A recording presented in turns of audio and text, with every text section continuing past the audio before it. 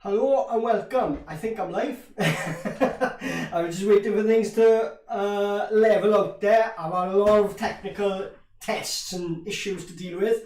Welcome, Shomai, to Scarlet Fever TV. We're back again. Back again for an international this time. And I'm just going to sort of get the footage up here. So I had to do these things with games being spread out now on all these different channels. It is a bit of a sort of, when you're doing this line of thing, this line of, it's not work, is it? But it becomes really frustrating in that trying to work out all your technical connections to set things up so that they're right on the right screens. But you don't want to know about that. You just want to know about, we've got a game to play today. So yeah, it's all different. I'm on my own again today. I hope you're all well. We've got what we're going to look at. As you can see, we've got the teams there. We're just waiting for the kick-off now. I don't know how you feel. It's a bit of a weird one. It's been a subdued build-up to this game this week. It's certainly, from my point of view, it has. Anyway, I haven't really noticed much excitement, or there's actually a feeling of a bit of dread. And I don't think anybody that's sane is pointing to a Wales win. Would they be pointing to a Wales win if Wales had their first team out? Probably not. So to have, I don't know, what is it, 15 to 20 players out, at least our sort of bottom end of the squad is going to get a good blood in. Regarding the team, I think there are some form players in there. It's just they probably wouldn't ordinarily have had the chance. There's been a lot of injuries and what have you. Even down to the last minute preparations. That's the key. You can handle injuries as they come, but even trying to pick around the injuries that have occurred within the last 48 hours, there's or 48 hours, I think it is. There's been changes. Coupled with that, I mean, midfield for me is an area where it's not really picked on form, is it? One's picked on a player that's just come back from a serious injury and played like a game and a half for the Scarlets and hasn't really looked great, looked okay. And the other one is Foxy, is that he's been dreadful. But he's the only fit centre. So, I don't know what to think of it. And part of me, I don't know what to think from a Scarlet point of view, Scarlet fans' point of view. If I see Foxy play well, I will be happy for him, but I'll also be a little bit annoyed in that, well, you know, if he does play well today, where's that form for us? Because he's not played well for us as our captain. There's some crazy things going on at hooker. We've ended up calling, I mean, Ken Owen's been a late withdrawal, so they've ended up, obviously Kirby Myhill, is he playing? I need to look at the team here properly, because it's changed so much in the last couple of days. I saw it initially, and it's changed again. Ryan Elias starting. Is it Kirby Myhill was on the bench, or is he pulled out as well? And this other Ulster guy who nobody knew was Welsh up until a day ago, and suddenly now everybody's decided, well, which region is he going to sign for next season. I hope it's not the Scarlets, and that's not a slight against his ability or lack thereof. It's more about, we've already got 2 international hookers that we lose for the chunks of the season. We don't want the third. We could do with a hooker that's quality, that isn't getting called up, which we've got, in fairness, in Mark Jones. So New Zealand taking the field, you know, and Buden Barrett a milestone here, a proud milestone. That's no mean feat. 100 caps in it for any international side is impressive, but for New Zealand, it's all the more impressive, I think, isn't it? So he rightfully leads the side out there. Wales waiting to come out, and we're gonna have the haka, which eventually, well, after the anthems, I presume, divides opinion about the haka. I don't know what you guys think about the haka, but I fall between two stools with it. I think in some ways I can hear the argument for that it's not fair for New Zealand to have that, but then other sides are free to have and do their own dance, you know. But I don't know, it's just not something that in our culture that we would want to do. We express ourselves in different ways. At the same time, on the flip side, when your team is about to play New Zealand and New Zealand do the haka, when I watch it and I'm not supporting the team they're playing against, I think, the haka, I can take or leave it. I'm not that bothered about it. But that all changes when your side is playing New Zealand and that New Zealand side is doing the haka against your boys. Then I get it. Then, you know, so I can forget sometimes when I'm just watching it as a neutral game and I just see the haka being done over and over again. I just think, oh, it's a bit of a gimmick, innit? It's, I don't know. You know, you go... It's different to what it was as well, you know. But I do... There's an argument for and against it, but I think in this world where things are getting banned everywhere, I think perhaps this needs protecting. Not that I want to get all political on the channel. No, I'm just here to watch along with you guys and have a little debate about what happens during the game.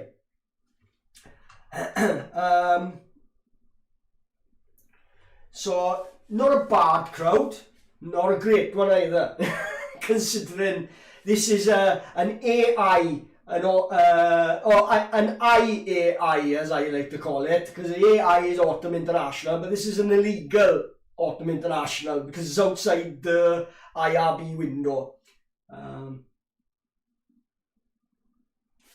So the anthem's just taking place now. Start of the 80-minute nationalists. Watch them all in the crowd, just grabbing their chest. There we go. There they are. There they are. Oh yes, yes. I'll do anything for these next 80 minutes. I'll do anything for my country.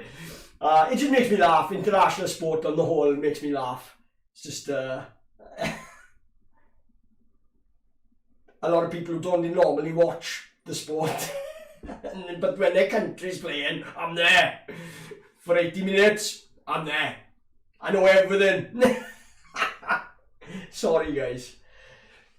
I won't go on about it, but you know, it is my opinion. I say what I see. I got that little valve in my head where I can't shut up about something.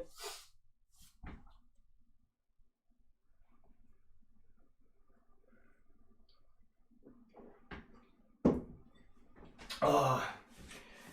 Whenever I watch an anthem, I always get visions of Borat singing the Kazakhstanian one in America.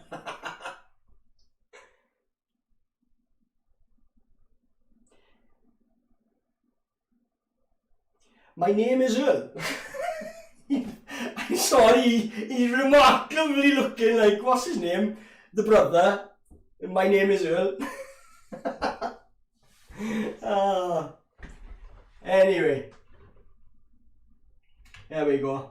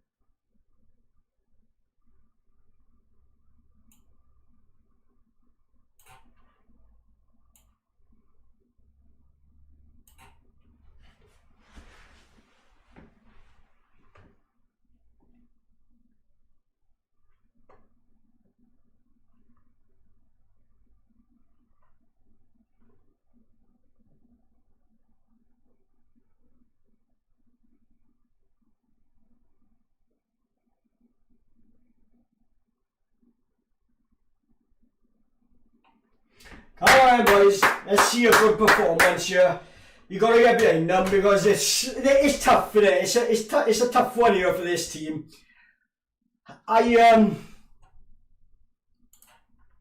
like the fact that they've given this Dragons back row has been playing very well, albeit at a much lower level than. But they have been playing well. They've looked good. Tane Basham, I think I like the look of, although it is I say it's a bit of a mystery because I don't buy the excuse that Pivac gave on Jack Morgan of the Ospreys, ex-Scarlet, has been playing really, really well for the Ospreys. So here we go with the haka is about to start. They're quite far apart this time, which is a shame. I like them when they're close together. It's more entertaining. Oh, they're screaming now. I'd love to face it. I would like to face it. My name is Earl at the front.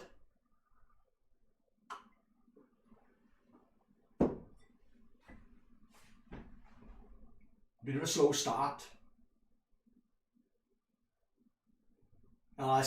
This is where I don't like it. It's getting overacted. Just do the haka.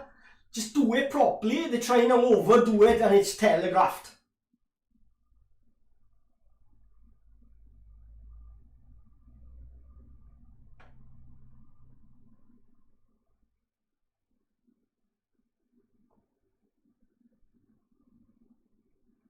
I like to think, when Munster played New Zealand, they had 2 New Zealanders in their side, I think it was, and they did their own haka back to New Zealand. We should do the same because we got a Kiwi in the squad. Johnny Mack should be doing one back to them. What do you think, guys? So Wyn Jones, Ryan Elias and Tom Francis, Beard, Alwyn Jones, Moriarty, Wainwright and Basham as a back row. Scrum half, Thomas Williams, Anscombe are out to half, Johnny Williams and Jonathan Davis at the centres. I'm looking forward to seeing Lane on the wing and Josh Adams too. Johnny Mandickle at fullback, I'm not a fan of him at fullback for the Scarlets. They're lone Wales. All Blacks going to be looking to target him here. But yeah, it's Whitelock has got that. I don't know. He's gone for that. My name is Earl look with his hair, isn't he? Well, let's see what they can do. I think if Wales can keep this under 45, they'll have done a good job, and if they can score more than 20, they'll have done a good job. Okay, that's my initial thoughts before the game.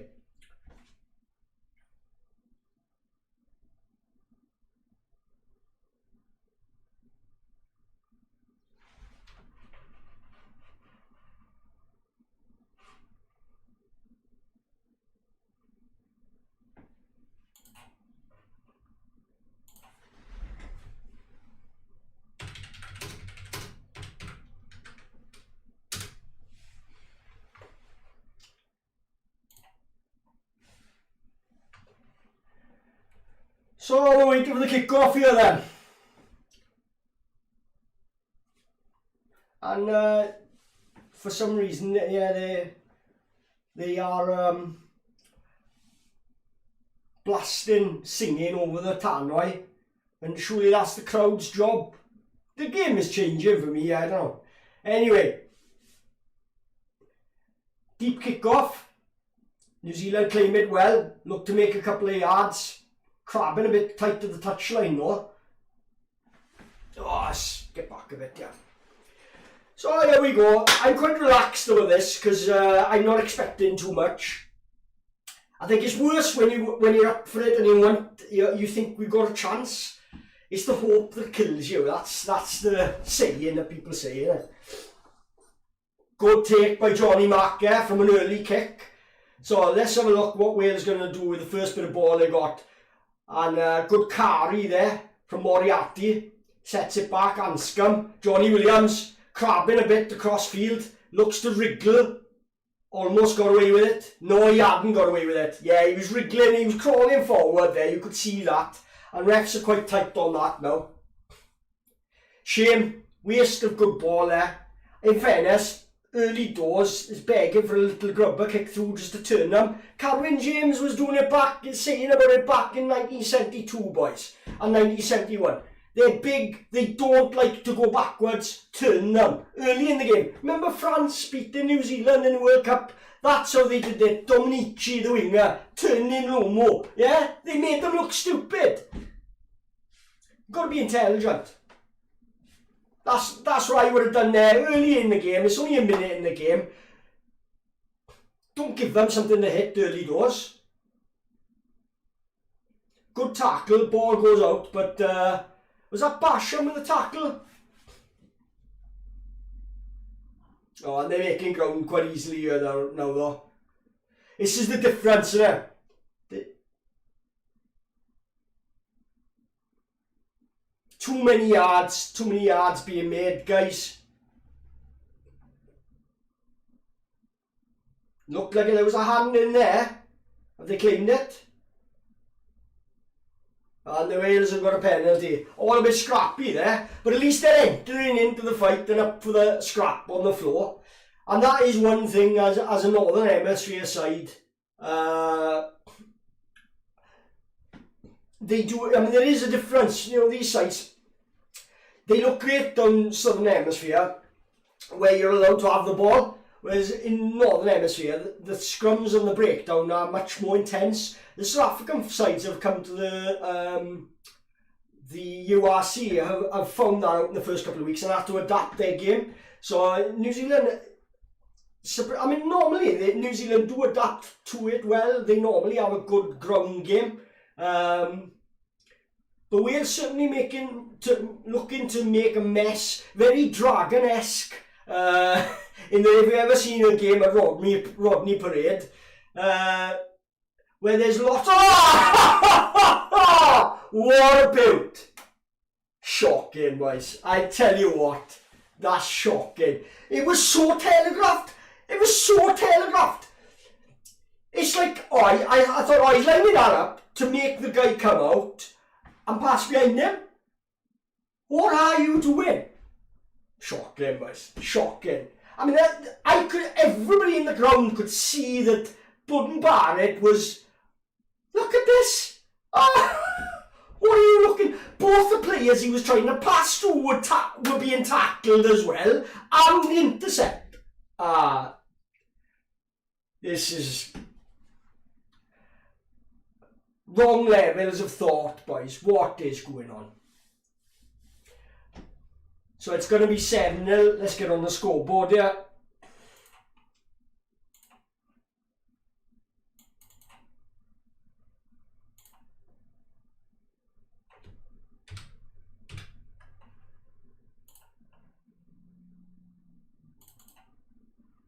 Just sorting the scoreboard out here, guys. You're all a bit quiet. I hope you can hear me.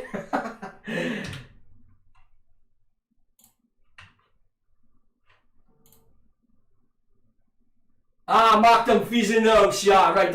I'm relieved there, Mark, that you've said something, because there hadn't been a comment at all. I thought I was on my own here. Yeah, oh no, indeed. It's terrible play, you know, isn't it? It is, I've gone quiet. As in my audio, is it? Let's see if I can, is that better? I've turned it up a little bit. I turned it down not to have any,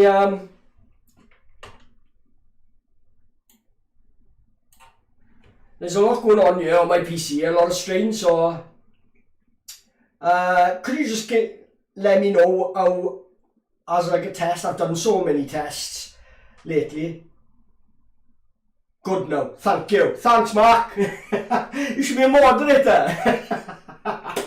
Right. Yeah, so Wales getting back in the game, which is good for confidence and good for morale to get something on the board straight away. So let's get back to he should get this, I would think. Yep, looks good. A nice little settler there. I mean, New Zealand, you know, obviously they haven't had to do much for their points, which, you know, when you're up against a side like this, that's the worst thing you can do is give them. Oh yeah, bad first try. I mean, you could see that the pass wasn't on, in that they'd read the two crash ball runners that we had. They marked them and they were going to make them man and ball. And there was a man running through the gap. You could see it. It was like, if you're gonna pass, you've got to make sure you clear all of them, because you could see the three that were coming up to pressure. It was the wrong pass.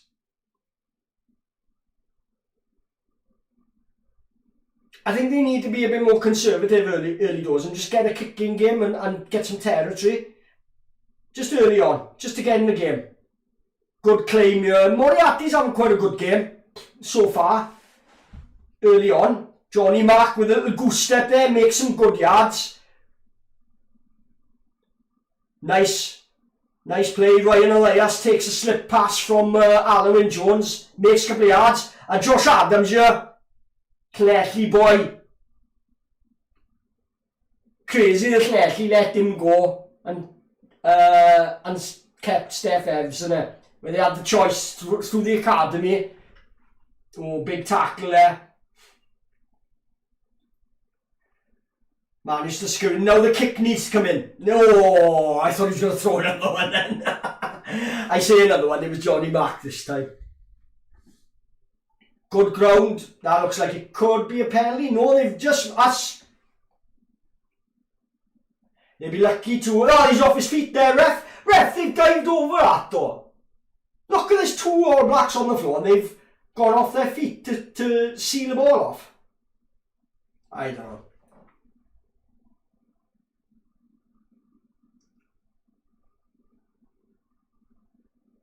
I think we're shown that... Oh...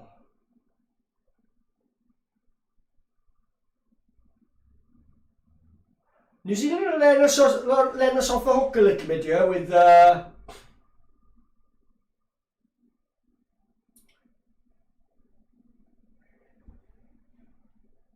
Mark Duffy says, I saw Johnny McNichol singing the New Zealand anthem at the start. Probably, I didn't notice that myself.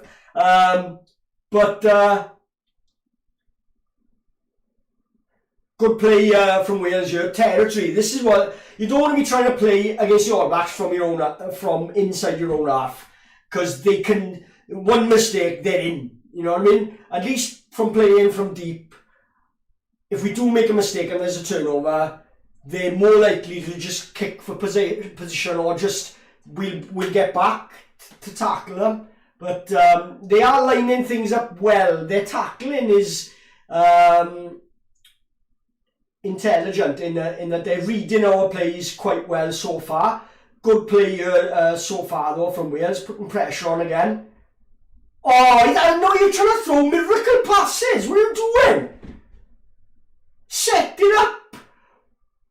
Look at this. We were in comfortable there. Why isn't he trusting his back row? Fair play. Wait, right here, making a lovely break.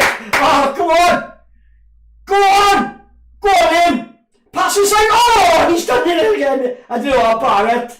Is that a yellow card? Is that a yellow card? It could be. He hasn't caught it cleanly. He slapped it forward. This should be a penalty, a yellow card. A bit of a scrap with my name is Earl going...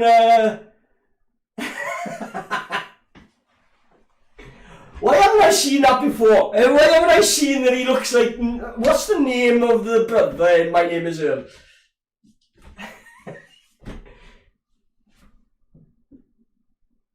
And they're going to look at it. Paul Price, nice to see you, pal. Thank you for the message. Yeah, it's nice to... Because I want people to engage. I don't want to just sit there on my own talking.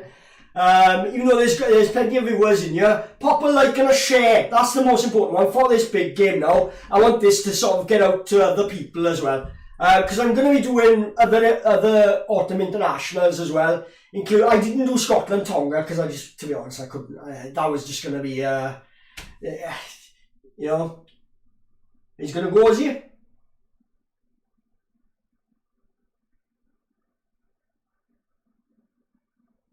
That shouldn't make a difference. Just because that's a yellow card in every other game you'll ever want to watch. Every other game of rugby on this planet there is a yellow card. Are they real? What is it about New Zealand that they're good enough anyway. They don't need refs grabbing them by the hand and walking them through a game. That's shocking. I'm not against New Zealand. I like New Zealand, right? But that is shocking. Wow. It shouldn't make a difference if there's a defence there or not. It's a professional foul. He's making a foul to stop the play. That's negative play. If that was coming on the wrong side, no, when there was an overlap or when there's something going on, it doesn't matter if it's defence there. It's a yellow card. So why should it be different for a slap down of a pass? Shocking. I'll shut up about cover. Shut up about cover. These commentators are useless. Dreadful. It's got to be yellow, yes, Paul Price. I know exactly. That's a massive let off there.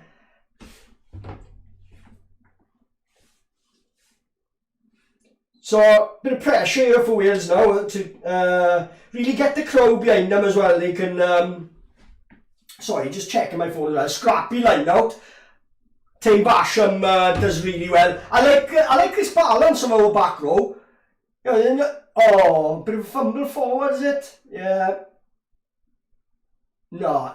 Why is he waiting to blow the whistle there? Player. Did he blow the whistle? Well, I didn't hear it. I didn't hear the whistle either. Mark Dunphy is writing to me in, I presume that's Chinese or Mongolian. Or I don't know. Where are you this week, Mark? Come on, it's been a running theme of the channel so far. Your trips around the world. Because you started off in Mongolia, I think it was. Then you went to Turkmenistan last week. Now you're in Japan. You are Japanese. Whereabouts in Japan are you, Mark?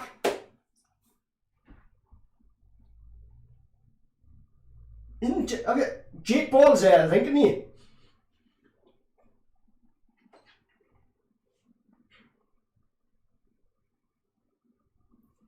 You're on Bhutan now. Bhutan. I'm lost. Bhutan, that's China, isn't it? I can't. You're losing me. You're so sort of, what's the word where somebody travels the world? I can't keep up with you, Mark. I can't keep up with you. It's amazing, because it's fun. I love hearing from people who are like all over the world, where you have a Zoom call and they're the other side of the world and stuff like that. I think that's fantastic.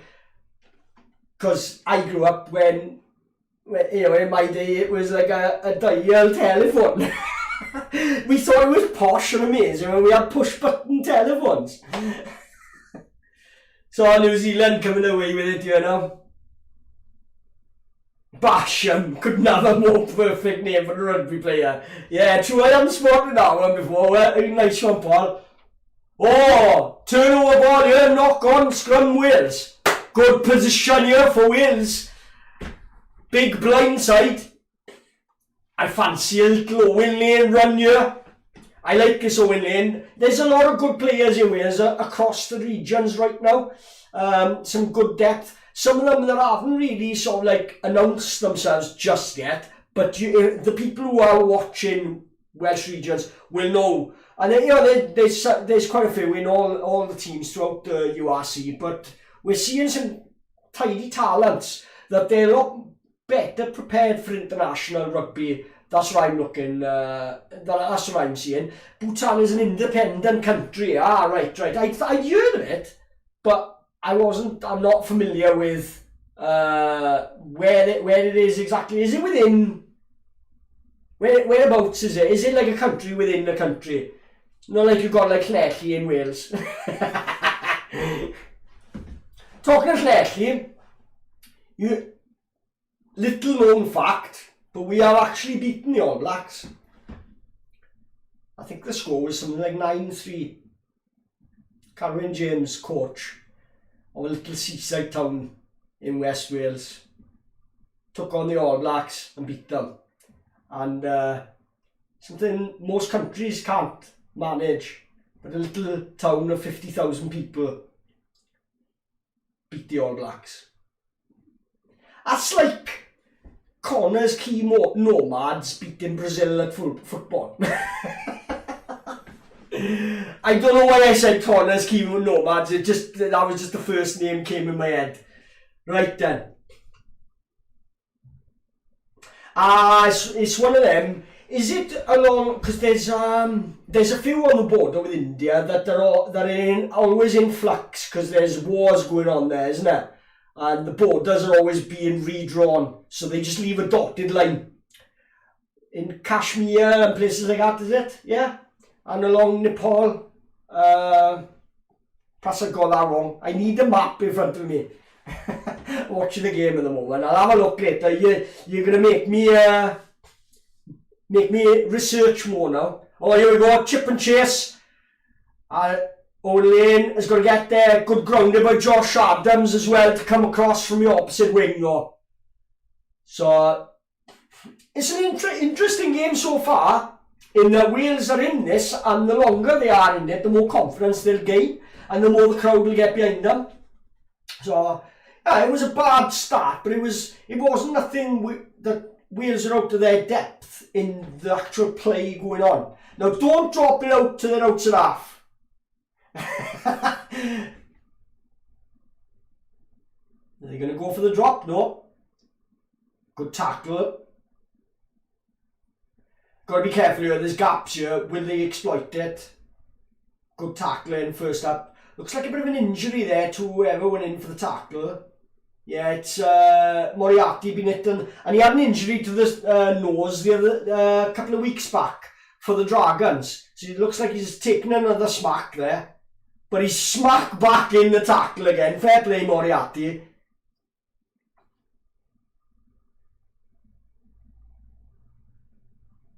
Wales fronting up here so far, making the All Blacks work hard. But they can't be doing this for long periods because they inevitably will get too tired to keep up, because it's always easier for the attacking side.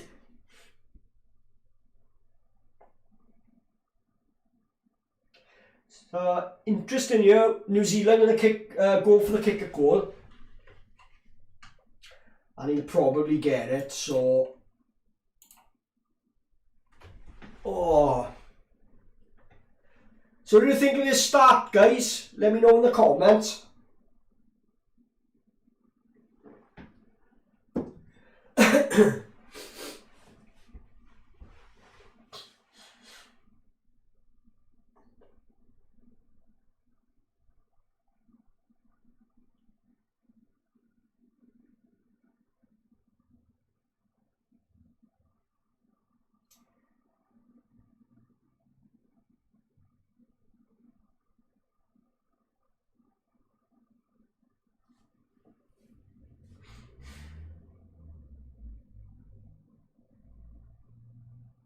Oh, yeah, he's got it.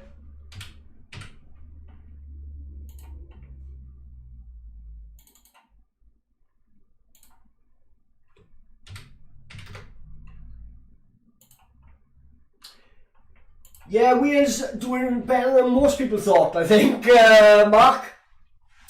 In fact,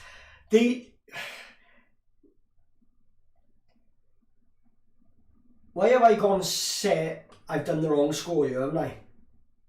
Wrong one. What am I doing? Home points.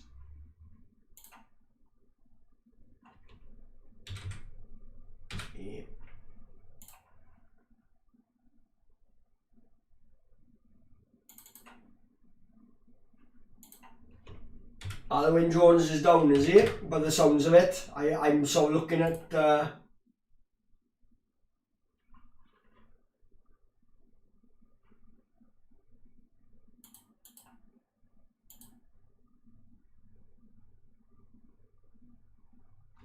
what's happening to Alwyn?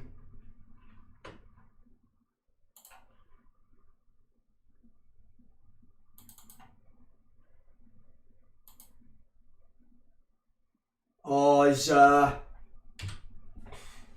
gone again, is it? It's crazy in that it's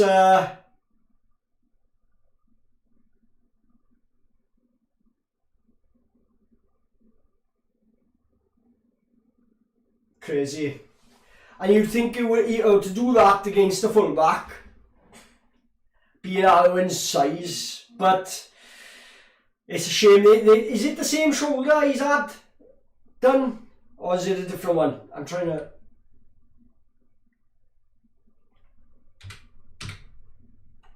still trying to do the scoreboard here. Right, I think we're right. By the time I get this scoreboard right, it'll be it'll be time to change it again. Right then, yeah, Alwyn Jones off. That's a big blow.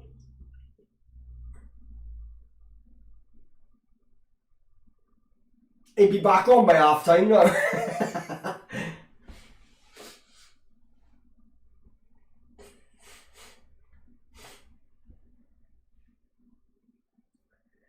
So who they got coming on? I missed who they, because I was doing the score, but I missed who was coming on.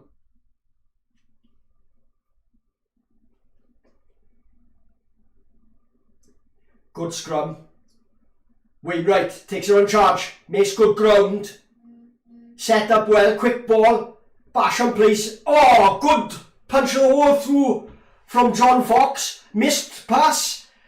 Oh, they've done it again. But it's gone forward, but Wales with the ball, so they play advantage.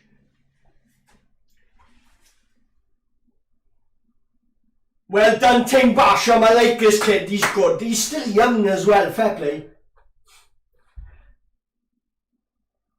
I tell you what, Dean Ryan at the Dragon has got to take some credit here because he's getting this back row playing very well, and people might have thought, yeah, it's for the Dragons in URC.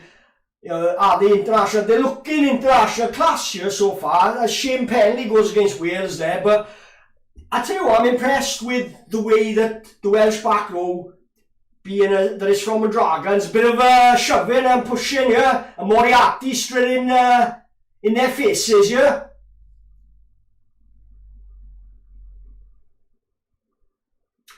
The thing is, they've given a penalty here, right? It was playing advantage from a knock-on. New Zealand knocked the ball on. That's a big call, that, to be honest. Had he said advantage over? Yeah, poor Bryce St. Age is catching up. You know, it's inevitably going to happen. And, you know, the thing is, we need to start to keep it. I mean, even if you hadn't got injured, these are the games in the autumn internationals now. I wouldn't play him. But you'll never see the Welsh team resting players, will you? No, that's the region's job. That, you know what I mean? Wales get to play first team every game and smash them to bits in training, whatever. Doesn't matter, Team Wales comes first. This is a cheap penalty here that they got because there was a knock-on advantage. They knocked the ball on and Wales were playing it on. Falatau is at Bath, Mark, and this is an illegal international. It's outside the IRB window. Well, yeah, it's justice. He's missed the kick anyway. This is an illegal autumn international. This isn't a bona fide autumn international. This game is outside the IRB international window. So Falatau, anyone based in England, the English clubs didn't have to release him. I don't know if he is injured, but even if he wasn't injured, he wouldn't have been allowed to play in this game. Or Wales would have had to pay to release him, like they had to do with Rhys Webb and Lee Harpenny when they were at Toulon. Because the greedy little WIU won a range of fourth international. Shocking, boys. And not as some warm-up either, straight in against New Zealand. You can't make it up, boys. You can't make it up. Late little bump there. Taken in the air on Josh Adams. Ref doesn't know he is holding his arm up. I was about to say, ref doesn't want to know. That's a lovely little kick from... oh! It's a lovely little kick from Wayne right there. And Faletau, though, in fairness, Mark, is similar to Alan Wynne in that they're old guard now, in that we need to see other people stepping up, and that, so that when we get to the next World Cup, maybe then, or tournaments that we get to go into, we've got depth. So these other boys need to be played. They're young and they need to play to form a better squad below those time-served guys. Plus, Alan Wynne and Faletau and people like that, they need rest. They need a break from it a little bit. I can't remember when was the last time we had a proper structure to a season where there was no rugby and these players were at home with their domestic sides to have a proper pre-season. Their pre-seasons are these camps that they go to in the autumn with Wales. They don't have a pre-season with their clubs anymore. It's all wrong, to be honest. As an Irish supporter, Wales are biggest rivals. That rivalry has developed over these last, I'd say, 10 years. Because I remember back when Wales v Ireland was the Battle of the Wooden Spoon. And it was, to watch that game was dreadful as well. It was just kicking, poor skills. But gradually, both sides, they sort of developed their own quality sides. Slightly sort of one would come, then the other one would come, and just interrupt the dominance that England and France had at those times. France, I mean, you look at France, they should be doing miles better than what they do. And they improved briefly with, what's the coach's name? Ex-Wales from Wigan Rugby League. His name's gone. But he's taken over with France now, isn't he?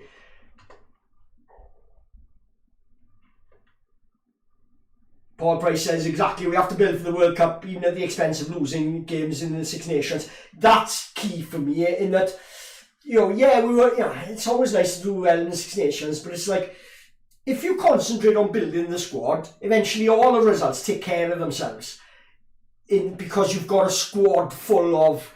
Because the thing is, if you concentrate on picking your best side every time, right, and not looking to develop at all, when you get an injury, the drop-off is massive, and you're throwing them in. Whereas, it's a mixed bag, this week. What is going on here? I tell you, this ref is having a bit of a mare, to be honest. I'm not blaming. I don't like to. I used to be in that. Oh, blame the ref. With Wales and with the Scots, and I realised after a while, I'm like, hang on a minute, no, you've got to be honest, and like if you're playing badly, then it's more refs' decisions will go against you if you're playing badly. But this one is like, this is a neck and neck game, and he's making some crucial decisions here, in that he's relieving New Zealand quite easily. New Zealand on the attack here. Wales doing well though. I tell you what, that was close from Basham there, but he put his hands on the floor. That's what went against him.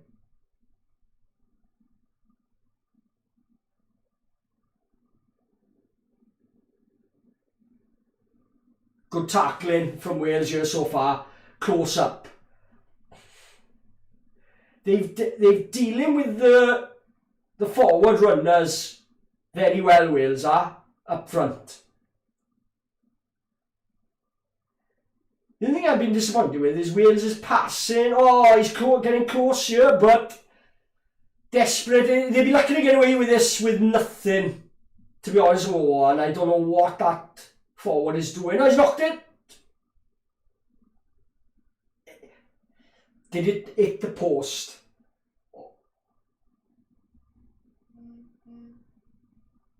It's a strange one, that is.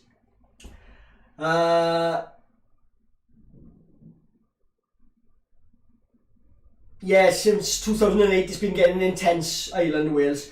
I think they've driven each other on as well. I think I don't think the fans.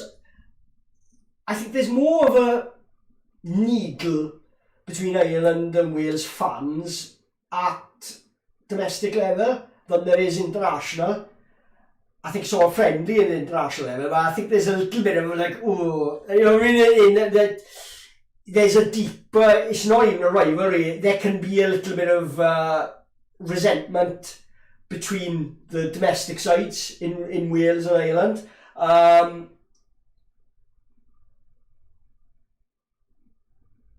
He's lost control of it. But yeah, on Sean Edwards, yes, obviously Paul Price correct helped me out there with the name. Sean Edwards went over the fans, and they started to look a lot better. But even then, they're still not really, considering the players they've got. I don't know. Now and again they'll do it. They'll turn it on. France are hard to predict. I mean, it's cliche. I know. I'm not going to do this cliche about France because everybody says it.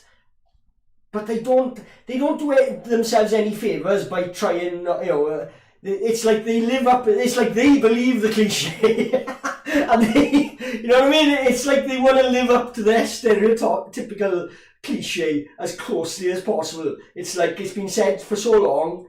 The France believe it, and they're like, no, that's what we do.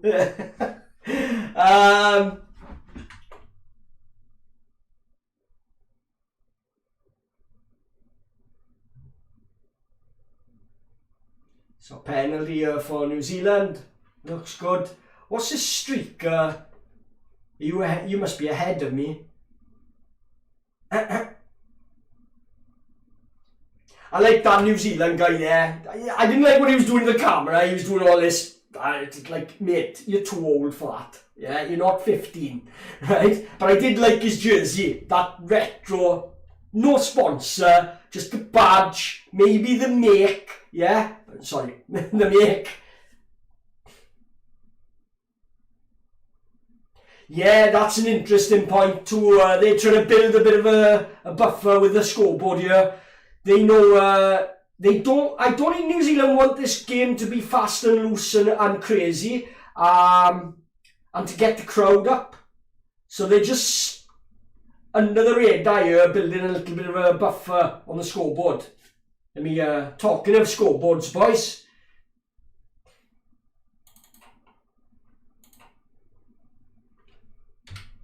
Bear with me while I do the scoreboard, yeah.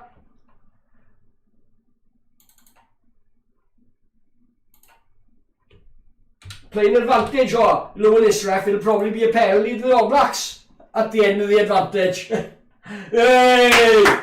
Clown. So, what have we got here? 27 minutes gone. Wales 3, New Zealand 13. Without really having to do much, New Zealand have opened up a 10-point gap. Wales need the next score, you'd like to think.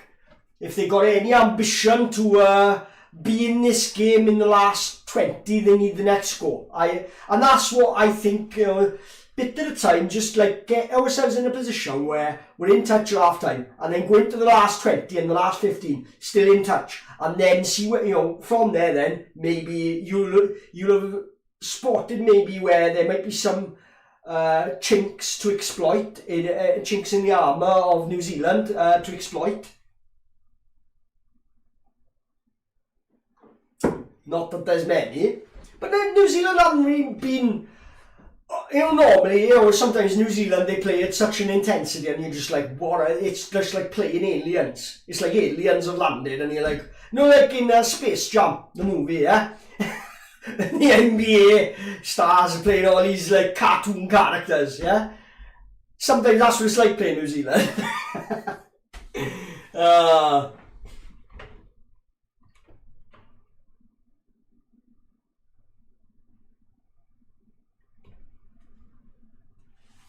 Paul Price's, have to say they've surprised me so far. Just need to be a bit quicker at the breakdown and score next. Yeah, I think the passing accuracy has let us down as well. I think we've rushed passes, we've forced passes when they didn't need to be. Our back row is playing well, we're securing ball. We need to be a little bit more, we're trying to get out wide too early. We're trying to score off every phase. Just build some pressure. We'll get some penalties coming our way then. Mark Dunphy says, am I from Llanelli? All these video, live streams you've come in, or maybe because I've said Machynnes and Morfa, perhaps that's why you're asking. Yes, I am from Llanelli. Surprisingly that you've asked that, I thought it was obvious, but evidently I haven't made it clear. This isn't looking good, is it? And this is not what we need here. I think if they go another score ahead, all our hard work has gone to waste, to be honest. Penalty, sealing off. There you go. Let the ball go then. Let the ball go.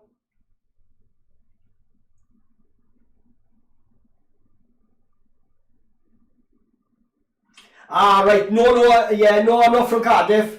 Just because I've got internet doesn't mean I'm not from Llanelli. No, I live in Llanelli, yeah. Born in Morriston. Where it's in Swansea. That's where the maternity hospital was when people my age were being born. Lived in Llanelli most of my life. Moved away for 2 years to Haverford West, but it is a Llanelli accent. Llanelli accent's unique.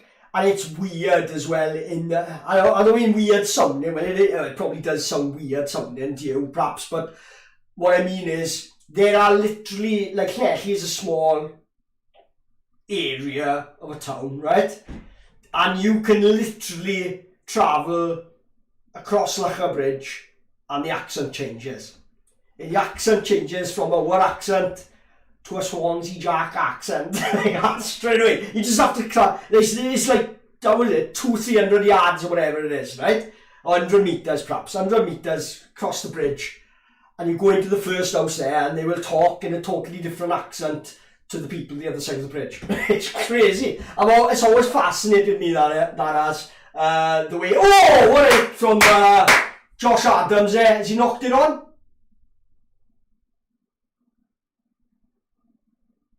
It's heating up, boys. It's nice to see. I'm enjoying the game so far. I love the Welsh. Yeah, there's no angled runs to keep them guessing too. But yeah, I agree. That's why the passes are being easily read. Paul Price says, I'm Carmarthen boy, now living in Pont Henry. The accent differs greatly, just a few miles away. Yeah, in Britain in general, compared to other big countries, people. I've been to Russia and I was trying to explain this. And they said, yes, we have too. I was like, no, you don't, mate. You sound the same all over Russia. You don't sound different. No, literally, like, you can go to the end of one street and you can hear the accent slightly changing as you go. And then all of a sudden, for no reason, within a couple of streets away, the accent's totally different. It's strange. Why does that happen? Because people move about these days as well, you know. Pont Henry, I actually did my apprenticeship, start of an apprenticeship in Pont Henry in the industrial estate there for a firm called Titan Sports, making multi-gyms. We actually made the multi-gyms for the Scarlets, few big gyms, Ford's in Bridgend, we did a gym there. I did all the welding and the turning and the fitting and the assembly and everything like that as a 16, 17-year-old. I say all. I did a fair amount. I did my share of. Yeah, Josh was class there. Agreed. I love that. I gutted Llanelli left Josh go. And not that, I'd rather keep Josh and let Steph go. We should have kept them both, you know, and then seen how they developed. you can't make the decision one or the other at that time. You've got to see how they adapt to first team rugby. Yeah, it's raining in Cardiff. I know it's a shame that, because early on the sun was out, but that's what it's been like in Wales. Oh, he's through, is he? And New Zealand looking to turn the screw here now. Wales need to paint a different picture here for this ref. Because you know what's going to happen, don't you? The first yellow card, oh, it looks like it's going to be a try. Yeah. Oh, that's a bit of a cheap shot there from the scrum half, throwing the ball at, it looked like he threw the ball at Moriarty there. I know he was celebrating, I don't think he meant to do it, but, and this is it, and you know the irony of this as well is, I think, you know, Wales got to paint a different picture, because after all the things that New Zealand have perhaps got away with and the ref has turned a blind eye to, you can see the irony will be that we'll get the first yellow card for giving penalties where something silly, a soft run of penalties in the red zone and what have you. But yeah, no, this is good. These are good. Suddenly we saw explosiveness from New Zealand and handling in the wet under pressure. That's, you know, I'm going to say, I don't like to say, oh, that's the difference, because we're playing Wales down there. They're capable of doing it too. You know, you could, Wales are at their level physically and all that, but it's about organisation and things like that. Do I go to the internationals, Nick? No, I haven't been for a while. I've been a bit sort of, the last one I went to, trying to think, I've been to a few. I went to the one where Shane scored against England in the first game, the year when we won the Grand Slam. I went to Cardiff then for the Grand Slam game against Ireland in 2005, this is. And that was the last international, the one against England, where I was in the ground. The atmosphere was brilliant, the game was brilliant, and it was exciting, and I enjoyed it. I went a few years later, I think it was about 2008, and we played South Africa, and the average Welsh fan and the experience in Cardiff on a match day was not the rugby one for me.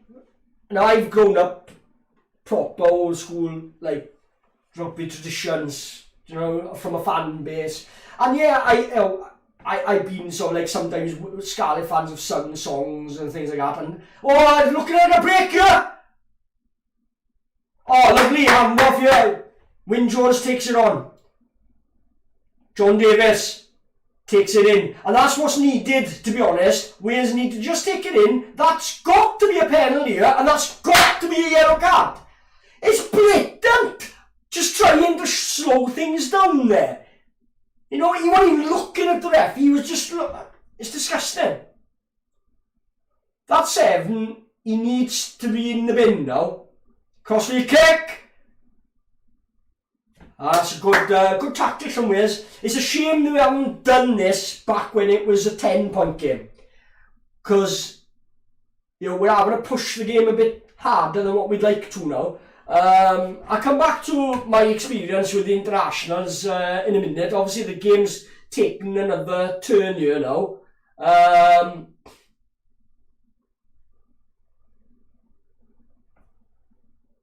I knew a lovely Welsh girl from Bangor. Oh, we need to hear more of this. Go on. Come on, Mac. Spill the beans, pal. Are you married? Is he listening? He must be listening to this now. Oh, brilliant. So where are you based, Mark? Because every week you're coming in from somewhere different, which is fantastic. We're all enjoying it. Well, I am anyway. I know I'm enjoying listening to your tales from around the world. I think you did say perhaps before, was it Leinster based you are?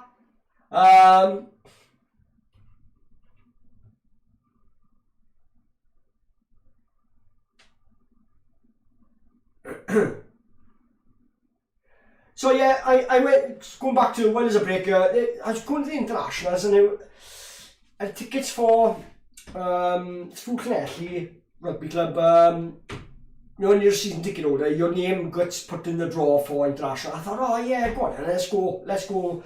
I think it was quite a few, perhaps Scarlets playing, perhaps, so I was like, yeah, let's go watch Wales, because it always helps when there's a few of your club side playing in the national team when they're picked. What's going on here? There's another thing. There's a high shot on Ryan Elias, but he was stooping low. These are high shots going in here. And Moriarty looks in agony there now.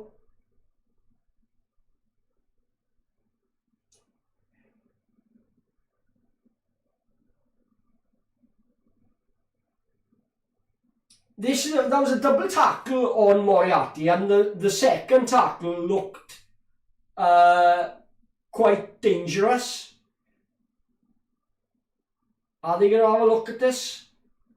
We just need to just get like a penalty or something to see this half out now. I think looking at the time in the half, it'd be good to like we score that last, because then that's good to take into half time in that we're still in the game. You know what I mean? This isn't looking good for Moriarty. Let's have a look here. So what happens here?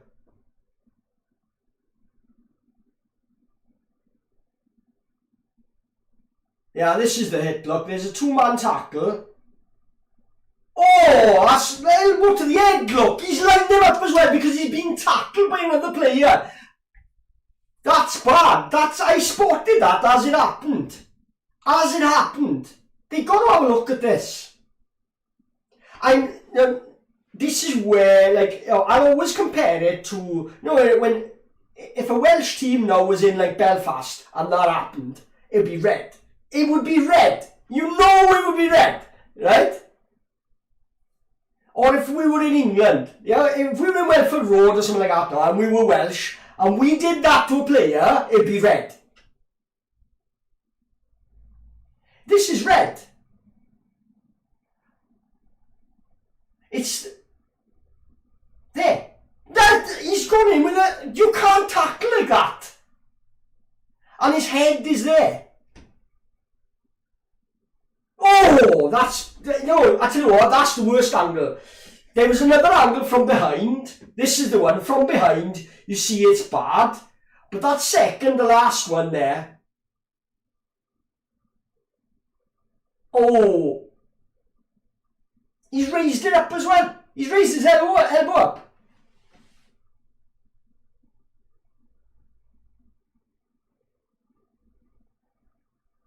And he's hurt his shoulder as well. Oh, that's red. Because I don't care what you're saying about, like, if anybody wants to say, oh, he's stooping down. But if you're, just because someone's stooping down, doesn't mean you're allowed to hit them in the head. You know what I mean? It's rubbish. Don't give me that about, the player was dropping down. You're not allowed to smack him with the back of your elbow in the back of the head, right?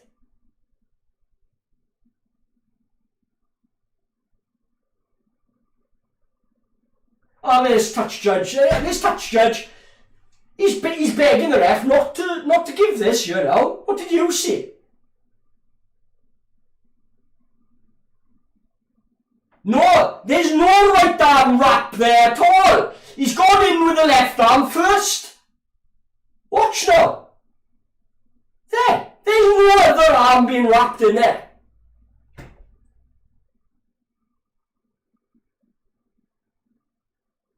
They're looking for a reason not to give this. Oh my good grief. Touch judge, look at him. Look at him. One melt. Absolute melt. Look at him. He's loving it. He's loving it now. Oh my good grief. That's rubbish. So elbows the end, fine. It's only a yellow card. Right? Don't worry, boys. Kids, we play here next week now, right? Or whatever, okay?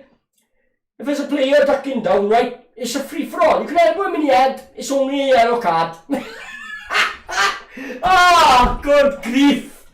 Good grief. I tell you what.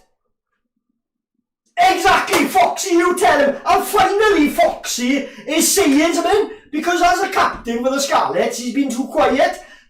It's disgusting. That's absolutely disgusting.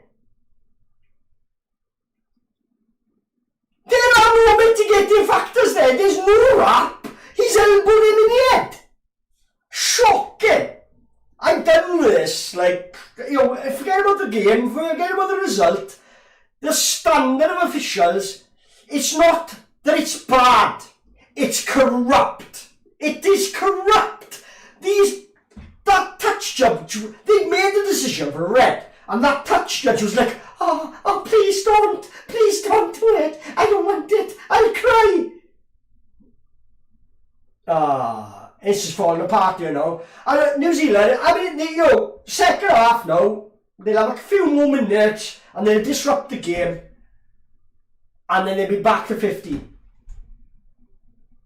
Touch judge, yeah, it was the touch judge it was, talking him out of it. They made the TMO and the ref had seen red. They saw what they saw, they knew that was red. Who is that touch judge to come in and say, oh no, hang on boys, who is he? Not even shaving yet. Unbelievable. Crowd in Belfast is louder. I mean, no one makes me laugh about that Belfast crowd. Is Connectly get a raw deal about saying that we're one-eyed? Go to Belfast! Go to Belfast! And yet they don't get any flack for it. Oh, it's passionate crowd. No, it's not. It's one-eyed as you come. It's more one-eyed than us, right? And I'm quite happy to say, like, Scarlet fans are one-eyed. But we got nothing on them. So Wales with a player.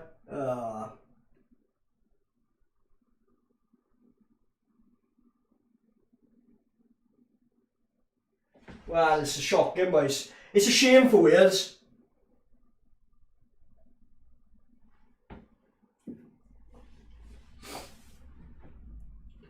Another penalty, ref. Accumulation, yeah? Never mind mitigation, accumulation, yeah? There should be another yellow coming here. They've had so many things. The thing is, the penalties they've given away earlier on, they haven't been pinged for. If they'd have been pinged for those, like the yellow card for the slap of the pass. But at least what I said earlier, this is one thing I was hoping for, in that they go in off the back of they scored last. That's important. Even though it's only 3 points, it is important. I mean, I haven't kicked it yet, obviously, but I think Anscombe, he's had a shaky game, to be honest. And ordinarily, I mean, he hasn't had too many games back. He's still getting back to, since his horrific injuries the last few years.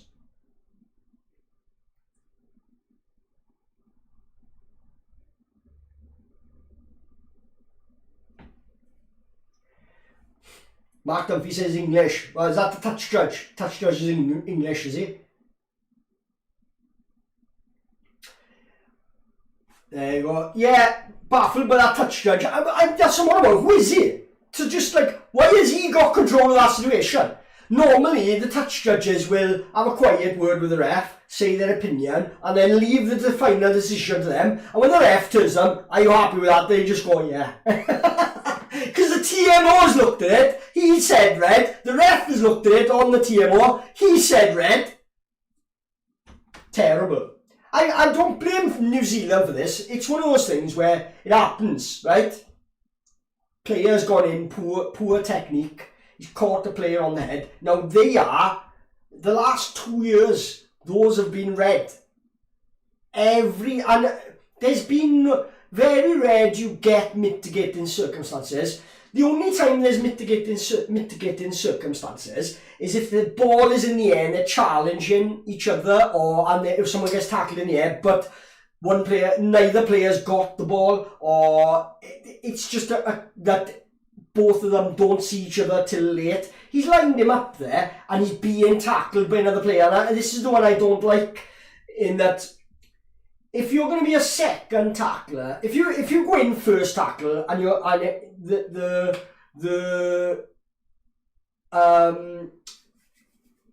what can I say? The risks are greater and you've got to make that tackle, right? Whereas when there's a player already being tackled, you're just lining him up for a free hit then, right? So, how was my beef stew last week, by the way? I tell you what, it lasted most of the week. I had it in the fridge in a big pot and I was taking it to work. Work has been crazy this week. It's, I don't know. I don't know what to make of Brexit yet, but work is going crazy. Wages are going up, but fuel's going up too. I don't know how I got onto that apart from beef stew, but it sort of segued into the economy. But no, beef stew was stunning. I think I'm making for this week. I'll actually make a chicken one. This weekend I've made a chicken chili stir fry with noodles, and that was nice. I had it just before I started, and I've got another. There's half of the wok still left covered over for either tonight or tomorrow. I don't know. But yeah, you're making me hungry, you know.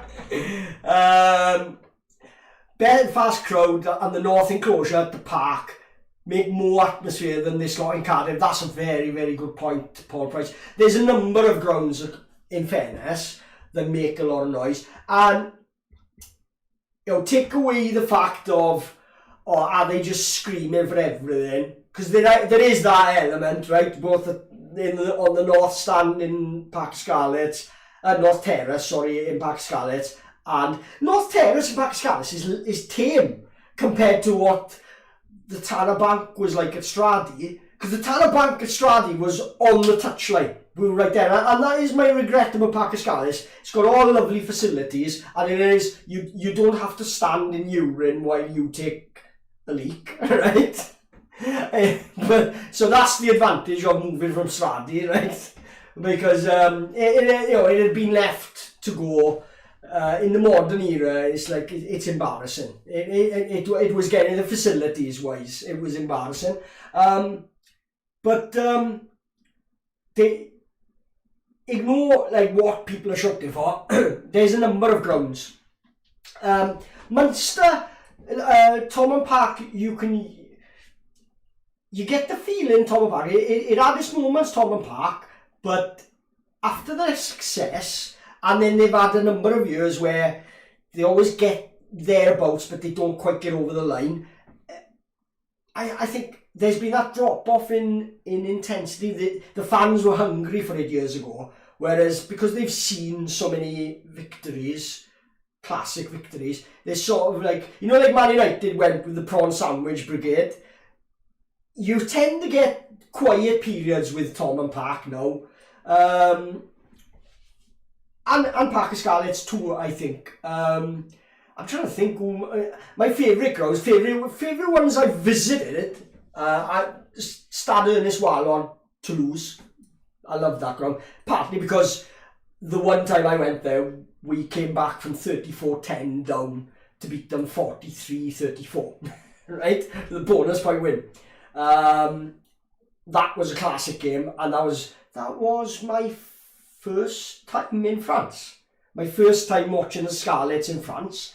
Stade Ernest Wallon. It's only a basic square stadium, but they've got a big, like, one side behind the posts is like open, uncovered, and the sun beats down on it, and that's where all the band play with the drums and everything, and the big, huge flags, black and red. Obviously, Toulon. I can't remember the name of their ground now. Felix, is it? Stade Felix something it's called. Been there once for the quarter-final. I was supposed to go again, but we missed a flight, and I didn't want to rebook at 500 quid. Trying to think. I've been to Clermont's ground. Trying to remember the name of it. It's got to have Michelin in the name, I presume, innit? But Clermont's ground is fantastic. It's about the colour there, and their stands are very steep. So we were behind the post, stood up there, and it's great. It's cauldron, proper cauldron, really nice ground. I'm trying to think. I enjoyed the old Ravenhill, standing on that terrace when Scarlets won there in 2006 again, same season as when we won we went unbeaten in the group, and we played Ulster in the wet out there. Everybody said we were going to get smashed, and we played the best wet wear of the rugby I've ever seen. Dwayne Peel, Regan King was sublime. We ran them off the park, another bonus point win. It was just amazing. I think I had hypothermia that day, because we were dancing on the terrace in Ravenhill, shirts off, swinging the shirts around, the Newcastle United style, right? Toonami style, just trying to show how brave we were, foolish we were. Grounds. I'm trying to think. Of other ones I've enjoyed. I enjoyed Murrayfield. Obviously internationally, Arms Park I've been to. The old Arms Park was good. Millennium Stadium is not quite there. They need to get some terraces. Some safe standing would be brilliant for international games. That would be brilliant. I think you'd get the atmosphere back then. You'd get the proper boys. You don't mind people people go into the bar back and forth. You wouldn't mind it then, because you're all standing and there'd be somewhere for people to pass behind you. When you're sat in a seat and it's like, getting a round of drinks and then going to the toilet, you're up and down all the time in a Millennium Stadium for all the people just there for the drink. And that's going back to what I said earlier. In 2008, I was there for the South African game, and it was just me and my mate, big Scarlet fans, and we tried starting Carol Lan, right? And people around us just looked like we had two heads. Right? They looked dull at us, as if and then there was a guy at half time sat next to us, and he pulled a book out and started reading a novel. It was like Jane Asher or something. I don't know. Right? Honestly, you couldn't make it. Me and my mate were looking like, we're in the wrong place here. we need to go back to the Kilkenny Cat and watch the game. We're making it full time whistle. Honestly, it was flat. It was terrible. Didn't help Wales didn't play that well, but there was just no. They were coming away from it. It wasn't. I enjoyed that. I go and watch a Scarlets game, and I feel, especially away from home as well, I enjoy away matches with the Scarlets, and there's that feeling of win or lose, you've had a great time, you've met some old friends and faces, made some new friends and faces from, especially when you play a new club that you haven't played before. We're going to Scarlets have got Bordeaux now. I thought it was January, but something I read earlier on is February the 16th. Now you got Bristol away and you got Bordeaux away. Those are the games Scarlet fans are going to be looking to really hit in numbers, and it only takes about 1,000 or so Scarlet fans to just totally. They talk about it with Newcastle fans. It's like when you put Connecticut fans together away from home, something electric, something special happens. It's weird. Win or lose, our team can be outplayed. It doesn't matter. There's an atmosphere we create that I don't see in any other away fans. Munster have the numbers, and Leinster, they have the numbers. They support their team in numbers, but I haven't seen any other rugby team really that's got like a fervent. I think it's the amount of songs we've got as well, and they're quite unique. And not many other clubs have got them or sing them, even though they're traditional Welsh songs. We tend to try to keep that traditional Welsh singing alive. What age am I? That's a very personal question. I'm 49, 50 in August. Wales v New Zealand reminds me of a cat killing a mouse. For 60 minutes it just plays with it and sees pretty even, then just gets bored and goes for the jugular. It's like someone said this actually, a very similar comment to what you've just made there, Jar, with regards the Man United-Liverpool game last week. Sorry if there's any United fans in here, by the way. But yeah, it was like being, when they lower in Jurassic Park, when they lower the cow down into they got it strapped, and they're lowering the cow down in with the velociraptors, but you can't see the velociraptors. It's just like all jungle or just plants and trees. And that's all you can see is the cow being lowered in, and the trees going like mad, and then it comes back up, and it's just the braces that were holding the cow just being ripped to shreds, and your imagination just like, that's what it can be like.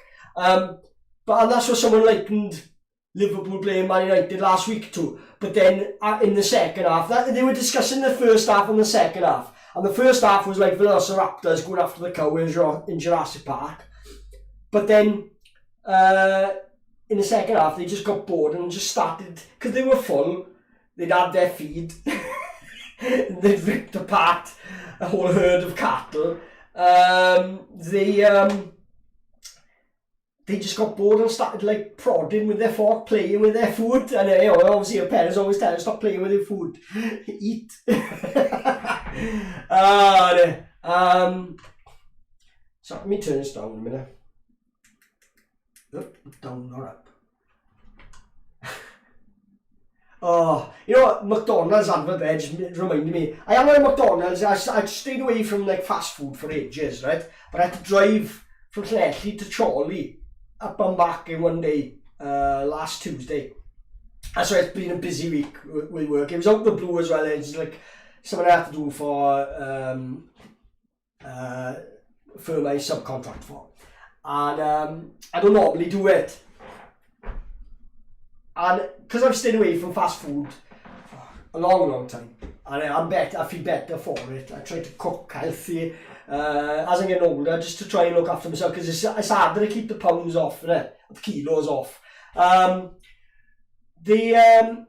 I found myself, I didn't have time to pack a lunch and stuff like that, and I found myself, I thought, on the way up, I'm getting starving, and in Welshpool, there's a Tuffins service area, and they got a McDonald's there. There's a BP garage and a McDonald's. I don't know if you know Welshpool, but I was on the way up there, and I was about like just over the halfway point, and by then I was like, I'm starving.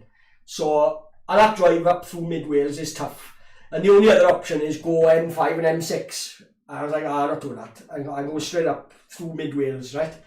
Lovely views, but it drains you because you're constantly driving. Like you could have your concentration. You can't just sort of sit there and motorway grunge. You've got to actually drive constantly for like 4.5 hours, right? McDonald's breakfast, and I was like, I didn't want the McDonald's, but because I saw, I'm gonna make the breakfast. I've had breakfast for ages, because I do like the McMuffins, so I had a breakfast McMuffin. On the way back, I found myself getting hungry at the same place, so I had a Big Mac meal. I know the effect of having 2 McDonald's in one day, when I haven't had them for ages. All week I felt really like lower energy, I'm craving other junk food then. It led to all weekend I've ate bad. It's weird, it has that effect. Anyway, I don't know why I'm talking about this now. Game's back, we're just about to kick off again. 18-6, I need to update the scoreboard, boys. Scoreboard 18-6. None of you have said for me to update the scoreboard. Shame on you, boys.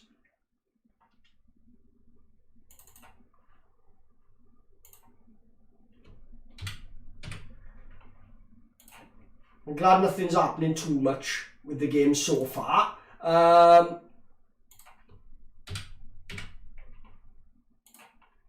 we need to go away tries. They scored 2. And then I'll get back to your comments in a minute then.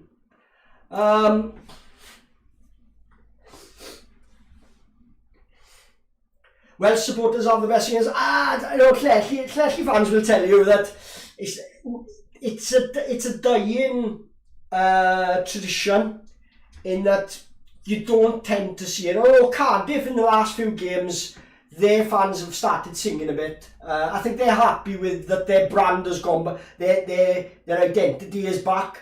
They stood alone, and they threw out all their brand to go with that blues rubbish, right? And now they've gone back to Cardiff rugby, and rumours is they're going to go back to their old crest. They're like similar to proper club crest. And I applaud that. I encourage it, and I love the Scarlets to follow suit. And I'm not too. It's not so much just the look and the identity. It's the culture. It's the mindset. I'm a club, you know what I mean? And I do prefer clubs. I get why they work in Ireland, because that's the base. That's what they were built on. They were built on 100 years of those borders being placed. In Wales, those borders have never properly existed. I mean, when they did, nobody took much notice of them. They were only there for like county councils or health authorities or police. You know what I mean? They were the only ones that they used those borders for. They were never really a tribal thing, you know. Strange. It's always about the towns, and those towns. I mean, at the end of the day, when you're trying to create like, this border here now of West Wales, the old Dyfed, right? That is your bit. I'm like, I want him in there. So that's it then, eh? You can't be a global business then, can you? You can't attract fans from all over the world then, no? Not even allowed to try. What a crock. It's just dumb. It's backward mentality. And that's why when the clubs were there, they're clubs, and they could form their own identity and appeal to whoever liked them, no matter where they're from. Why should people follow rugby just from where they're from? This is why I'm not a big fan of international rugby. It doesn't resonate with me. Just because I'm from Wales. Alright, I'm a Welsh Italian, but and part of my other side of the family was German, right? But so perhaps that's why I am from a family of like immigrants that came to Llanelli straight after the war. One side from Italy and one side from Germany. Straight after the war they came and settled. But to be honest with you, I've always had that in me. Is I want to travel, I want to get around the world. I'm not one of these like scared of what's out there. Very much like Mark Dunphy. He's travelling the world, obviously for business. But it's like you see things on the news. I've been to Russia, and you see things on the news what they're on about, and it's. I remember getting back from Russia, one of the first articles I saw, and I was noticing anything that was in the media about Russia, I was noticing them. And they came out with one on, like, the average Russian family can't afford shoes for their children. Are they real? They've got more Adidas and Nike than we have, right? Alright, it is knockoff from China, but still. New Zealand will break you. All shoe, lots of weak tackles, eh? And New Zealand still a man down here, but still capable of cutting you open. Good mark by Johnny McNichol. Where are they in a Scarlet shirt? Let's give it a chat here otherwise, yeah? Prices in Wales, right? Prices in Wales are much cheaper than Dublin. Oh, tell me about it. It's crazy. What do you think though I presume if the prices are that big in Dublin, then the wages have got to be bigger for people to be able to live. Because when you look at the standard of living in Dublin, it seems quite good. So the wages, I always wonder what do Irish people do for a living, because they must be earning some serious bucks to be able to afford those prices. It's on a par with London prices. I would hazard a guess. I don't know. I am just guessing because I've only seen snippets of like certain things. But one thing that struck me when I was in Dublin was you were seeing, and this was before Brexit, you were seeing clearly a nation that is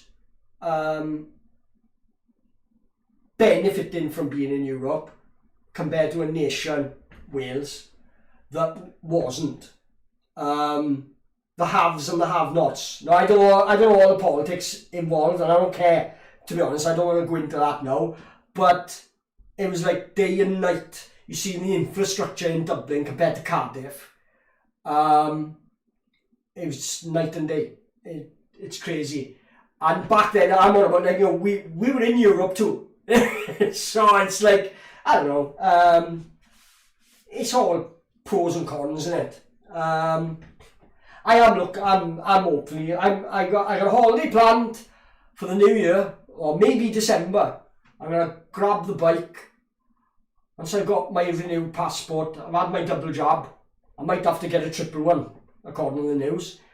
But I'll be gone for a good while, I think. I'll be on the road. So I'll probably do the channel while on tour. I'm going to do a tour around northern Spain, bit of other places in Europe, Portugal certainly. I'd love to get as far as Croatia, certainly Italy. I have a family in Salerno, on the Amalfi Coast, that I've never met. I'd love to maybe touch base there. But 21, so let me just stop there now, and I will get back to that in a minute.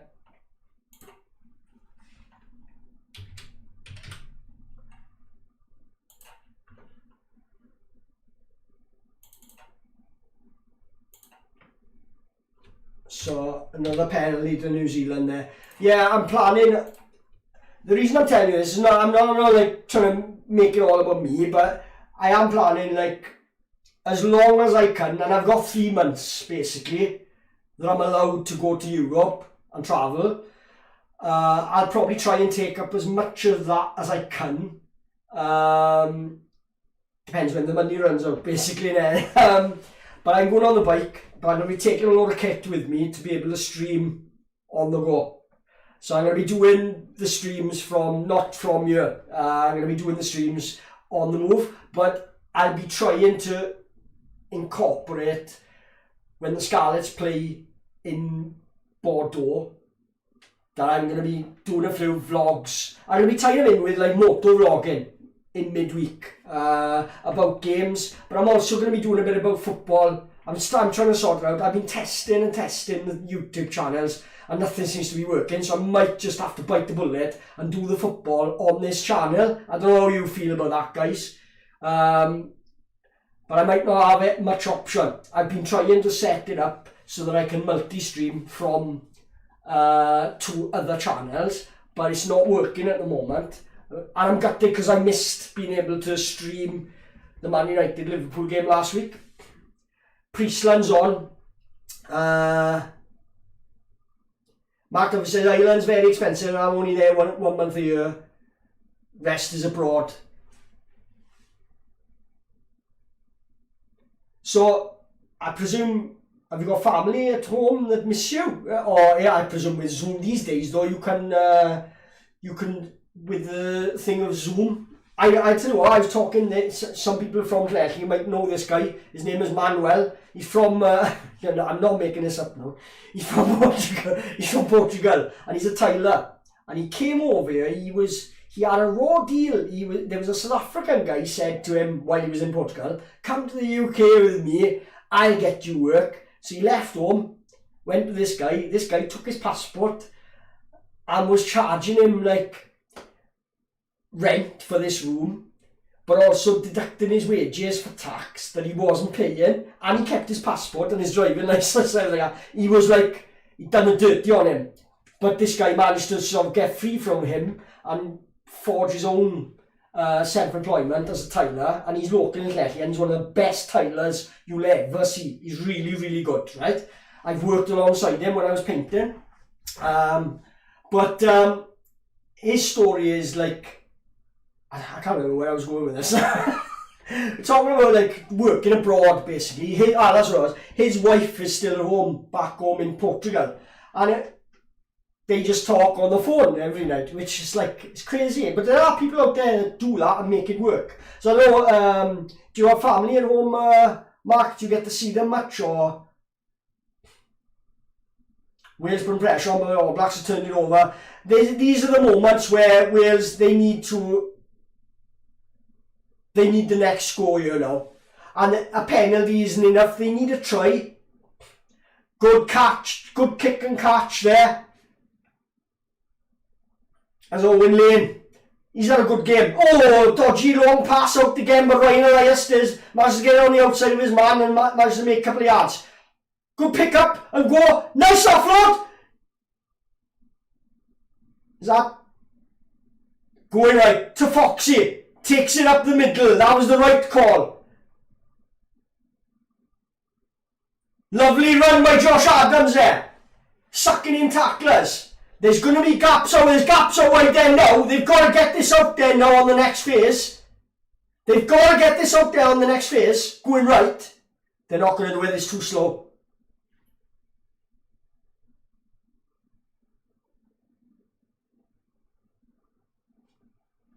Yeah, but I'm looking first of all for a. I've always wanted to do like my other hobby is like motorcycling, but the style of motorcycling I'm sort of been getting into is like adventure touring, not extreme off-road, but just like fire roads and off-roads, mountain roads that are like gravel and stuff like that you can only get to on a motorbike basically. I probably won't like wild camp or nothing like that, although I do like the thought of going off on the motorbike into the wilderness and camping out and just making a little fire, so having like a day or so to yourself. It's a nice sort of recharge of the mind. But I'm looking to go over. It's going to be either December or January. Across. I'll probably get the ferry down to either Bilbao or Santander with the bike. Start doing a bit of touring, northern Spain, Portugal, across the Pyrenees, maybe a bit of south of France, get across Italy, Croatia. If I get that far, I might not get that far. I might just go Pyrenees and just carry. If I see enough places, I like to explore small little villages that probably wonder why I'm there, and just meet people that you'll never. I did the same in Russia. That was what made the Russian trip for me. Is like I made friendships there that I'm still friends with now. Which it's crazy. You know, you have these moments where you meet someone you would never met them before, never seen what their life was like. Sorry, there's a couple of messages I missed you. Where are we going? How is?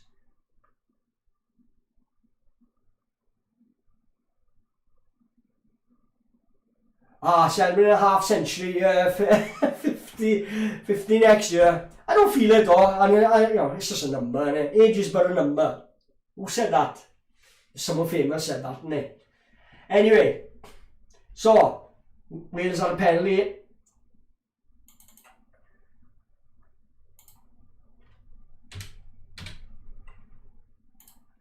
I'm sort of talking about random things for this game because it's a good clean break. Oh, what a lovely break there. Wales have done well to slow that, and legally so. Good tackle by Basham. Basham's been outstanding. Fair play to him. And what is it about Wales with sevens? We have absolutely got loads of them. If we could fit them all in one team, it'd be amazing. Because there's Josh McLeod to come back soon as well. And Wales need to go here now. You're not going to have better chances than this. Turn on the ball.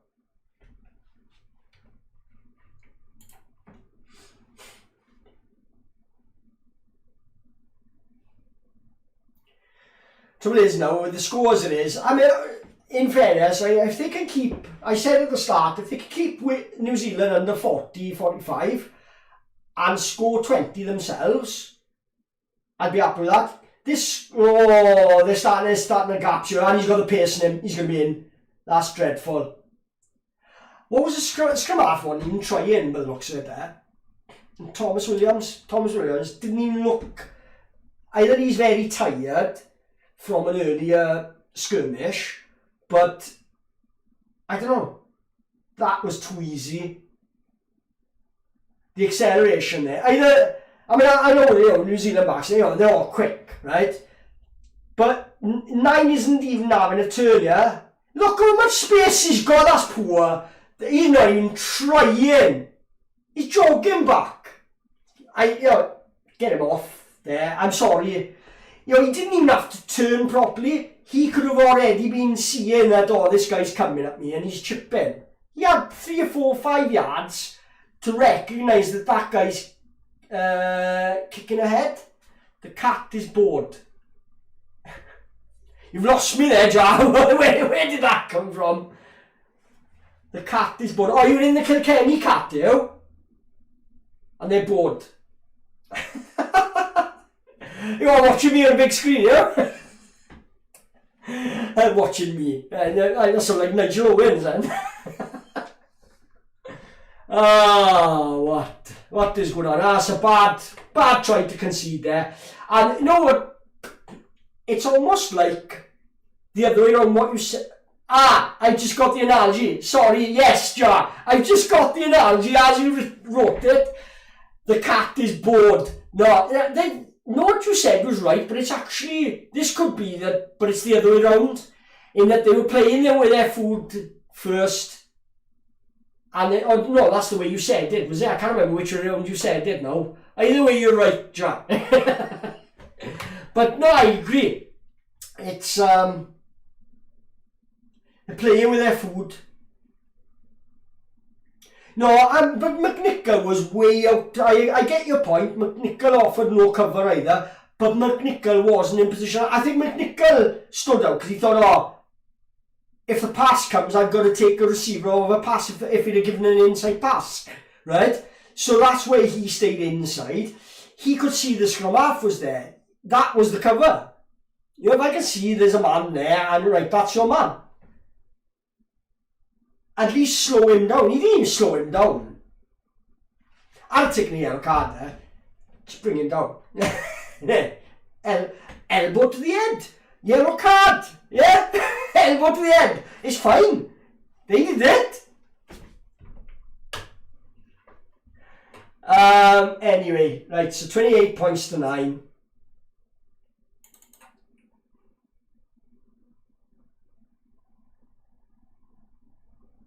Where are we? 1 sec. Yeah, we tries. So, New Zealand go over the bonus point. Whoops, I actually typed 4 in them, thinking of the bonus point. It's no bonus points, friends.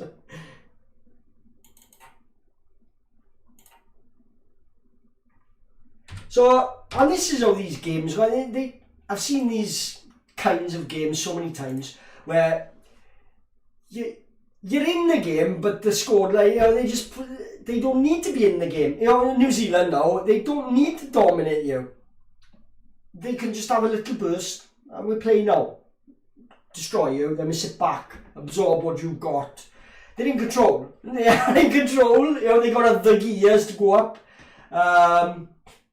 And I think Wales did look okay while New Zealand were just sort of going through the motions. But as soon as New Zealand upped the intensity, upped the physicality of the game, you know, they've worked hard, and they haven't been poor, Wales. But that's the scary thing, is that it's a 28 points to 9 run of the mill beat down when we're playing well. Until people, you know, the people in charge of this game in Wales wake up and realise, you know, the national team, say you do, the national team can only be as good as the foundations it's built on. And right now, the foundations it's built on is on sand. It's on marshland. It's on bog. It is, right? Because our domestic sides need to be successful so that you breed in that success and that mentality of knowing how to win and belief in yourself. You know, that you feel better than the opposition when you go out to play them. But our boys are all coming from regions that, these teams, domestic teams, that haven't got that culture. And it partly down to the coaching, down to the players themselves as well. They've been allowed to treat the teams they played for as incubators. It's just where they go for a rest and recuperation. They don't go to play hard and win things, you know? It's not part of the criteria. It's not in the plan.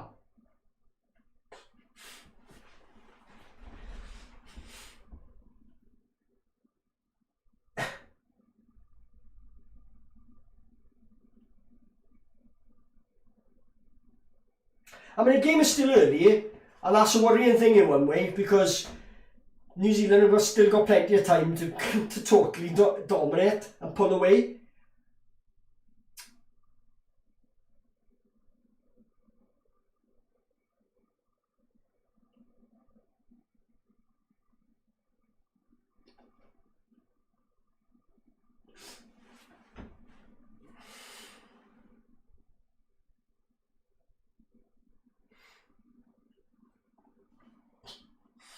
So 60 minutes gone here. I mean, yeah, like I said, the time left here, there's plenty of time for Wales, to get back in the game a bit, you know. If we can get a try, it's respectable. And we're okay, but right now it's a bit of a drubbing. We've been toothless, really, as someone mentioned earlier. We haven't really threatened their line too much. We haven't looked like scoring. We haven't looked like we know how to cut them open. They've marshalled us very well in all their defence. And we're driving towards the touchline for some reason now.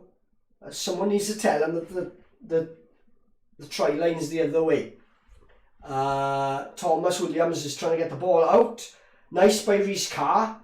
But it's easily read, and nobody else reacting to it. There's a two-man loop there, and looks like it's going to be a try, good try, but nobody else is reacting to that earlier on. And lovely for Johnny Williams, a nice chipping through there. That gap has been there for a while. They've been flying up at our centres all game, and it's only now and Rhys Priestland. Now I'm getting mad now. I'm getting my own bitterness is coming through now. Because yeah, they're all on their feet now. Rhys Priestland's done something good, yeah? And chipped through. That crowd, I know it's not the same fans, right? But that crowd, it was on that moment where they booed Rhys Priestland when his face came on the screen, and they booed Alex Cuthbert when his face came on the screen. That was when I fell out of love with Wales as a rugby team. For what they stand for. I'm chuffed for Rhys Priestland to come there, showing, if I was me, I don't think I'd want to play for Wales. If that had happened to me, if I'd have played for Wales, and Welsh people had booed my face on the TV when I was at my lowest, and I needed them, right? And same for Alex Cuthbert, I don't think I'd have wanted to go back and play for those people. But they're playing for themselves, they're playing for their family, they're playing for their money, basically, right?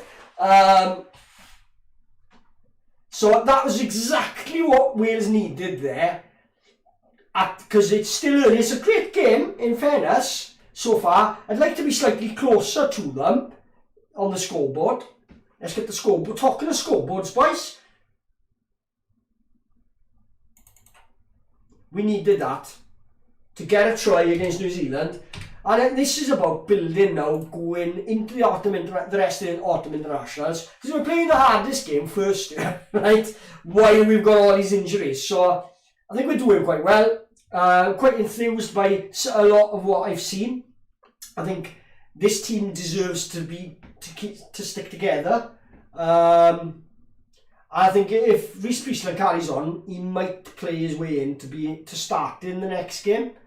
Perhaps they were thinking of starting him the next game anyway, I don't know. But certainly he's reading the game. He's much sharper. He's playing at Cardiff, obviously, and he's been playing at Bath. He's match hardened, whereas Anscombe is still finding his feet yet. I like Anscombe. He's a quality player, but I think to have played him against this game, I think. And this looks dangerous here. Going to be a penalty coming for the All Blacks.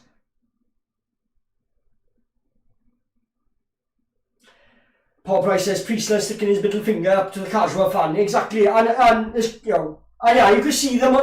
You know, if you're not from Wales, right, the way we know the casual fans, right? If you look in the crowd, I can see 1, 2, 3, 4, 5, 6, 7 there now, just in the background, right? It's those daffodil hats, right? The big stupid daffodil hats, or an inflatable daffodil filled with hot air of lack of rugby knowledge, right? Oh, New Zealand scored. Good try. Or the other one that's a dead giveaway is a glittery Stetson hat. Yeah? If you've got an inflatable daffodil or a daffodil hat or a glittery Stetson, you're an event goer, you're not a rugby fan. You to me anyway, it's just like you're making yourself, your identity is known. You're a casual fan, right? And you're there for the rugby. You know what I mean? I'm sorry, I know I'm nasty sometimes, but yeah, I'm old and I'm bitter and I'm twisted, right? Just live with me, okay? It's who I am. Paul Price's fault. He's pressing my buttons here by saying Priestland sticking his middle finger up to the casual fan. He started it. So just when Wales thought they were out, New Zealand pulled them back in. I know that didn't make sense. So let's do the scoreboard here. Away tries. They got a bonus point, boys. It's not looking good. Kirby Mayer is on. Clechy boy. And there's a funny story about Kirby Mayer indirectly this week, which was obviously Kirby Mayer. He came through a Clechy boy, a town boy as well, not just through the academy from West Wales. He's from the town, right? And he played well for the Scarlets as well. But at a young age, when we needed, he was still a bit young, and Ken was there. Rhys Elias was further ahead in his development than Kirby Mayer. So to get games, he needed to leave, and nobody held it against him. He's a nice player, a good quality player, puts his all, gives 100%. Everybody at the Scarlets really liked Kirby Mayer. But there's something that everyone in Clechy knows that we just assumed everybody else knew. That Kirby Mayer is the nephew of a club cult figure in Mark Perigo. Oh, New Zealand going to be in again here, yeah. Oh, and this is where they are. This is Jar was right. Jar was right. But so anyway, there's a quite, I wouldn't say notorious, but there's quite well-known Cardiff fan that I get on with, and he's online and he's on Twitter by the name of Phil BB, and he happened to tweet a couple of days ago that he was unaware all this time Kirby Mayer has been playing for Cardiff, that Kirby Mayer was the nephew of Mark Perigo. So he just tweeted this randomly as an observation. I'm like, oh, I never knew that, blah, blah, blah. About a day later, Wales Online run it as a story. And it's like, they've read Phil B's tweet and made a story out of it. And you're like, come on guys, it's so telegraphed. You know, if you look at every article the Wales Online do, right, it's either clickbait or it's robbed from a forum or Twitter from a Welsh rugby fan.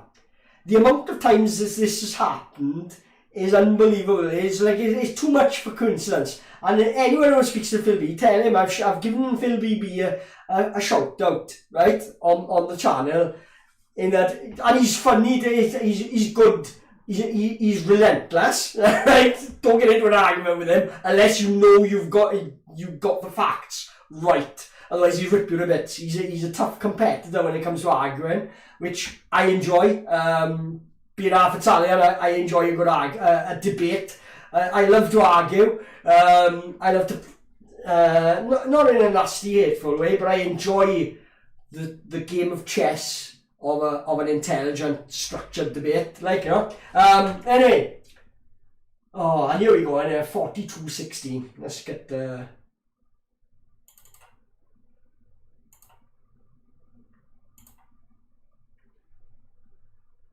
Come on. Everything's frozen here. The PC can't, my PC can't keep up with New Zealand scoring here. Delete then.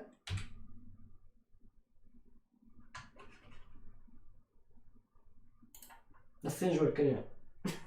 Let's go, there you go. 5 tries.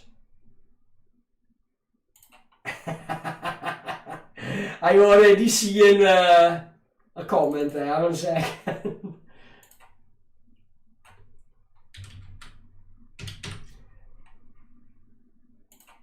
That's bit of a thing here, because what are you thinking about Amazon Prime's coverage here? Because obviously we haven't spoken about this. This is the Autumn Internationals are being given to Amazon. Someone said, I'm sure I read on Twitter somewhere that the SOC are getting the rights for the remaining Autumn Internationals. I don't know. I'm not sure about that because Amazon have just invested in a Welsh language translation option. So that is why SOC couldn't then show the Welsh version. So I don't know. But anyway, 69 minutes. Wales 16, New Zealand 42. And it's the same old story really. Even when you're playing well, it's like, oh, it's a bad scrum as well. Scrum was terrible there. And the new front row that's on will be disappointed in that.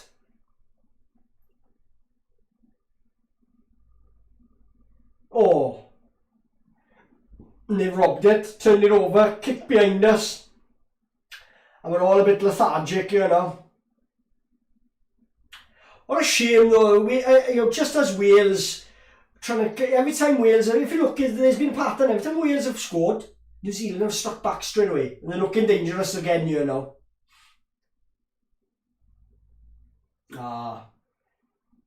I feel sorry with Tim Basham.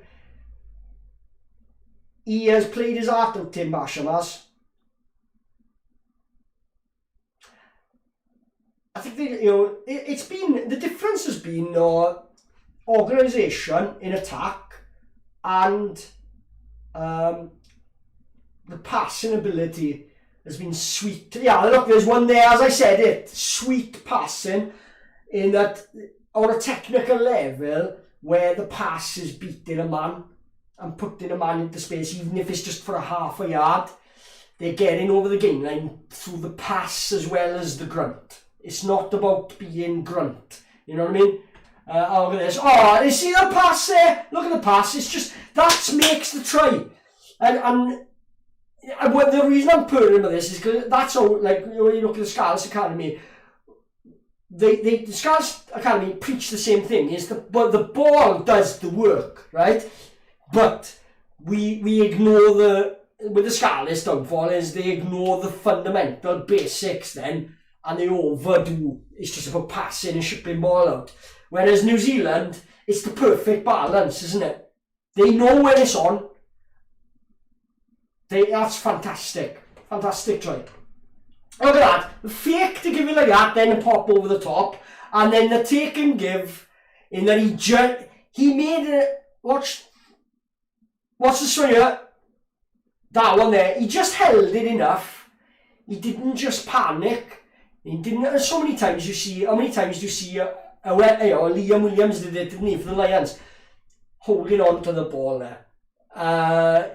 So many non-rugby teams do it, and I say that's what British Irish Lions looked like against South Africa, was a non-rugby team, which is a shame because in the early games they looked like they had firepower, that they could run in tries from everywhere, and suddenly when it came to the tests they just picked players that weren't even in form for their countries, let alone for the Lions, and decided to play a totally different game. It was strange. Anyway, lovely kick. And my PC is struggling to keep up with New Zealand here now. The pass is beautiful. Everybody just like record and play that back and show it to all our youngsters, and we'll be fine. Just teach them how to pass like that. That's why Regan King could create tries for the Scarlets. He was a perfect fit for the Scarlets because he has come through that system, and it's a very similar system of what we're trying to achieve. And Leinster were very similar. Leinster have a similar attitude through O'Driscoll had it, but what's the one in the centre now for Leinster? I can't remember his name.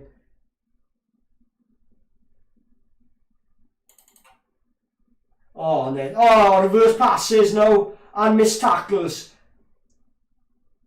How are they finding these balls? I'm not going to finish with the scoreboard. Well done. Well done. Late bit there. But well done. So Wales did well there but the skills on show there, right? Most times now, most teams going into those close proximity areas where all the teams are scattered, and look at the offloads and angles that they're running at, right? That's rugby. That's rugby there. Every team in the world, and I include, South Africa. They don't play rugby here, so I can't get on board with South Africa. Their balance is off. New Zealand have always had the best balance to their game. No matter what game they're playing, they got that perfect balance to the way they try to play. And every year they come over and we've all got to gush and we've all got to say how great they are. When I don't want to be doing that. I want to be saying, get into them. You know what I mean? But it's just like, you end up, because we're rugby fans, you just end up falling in love with what you're seeing, basically. And just hoping that one day your team can play a similar style.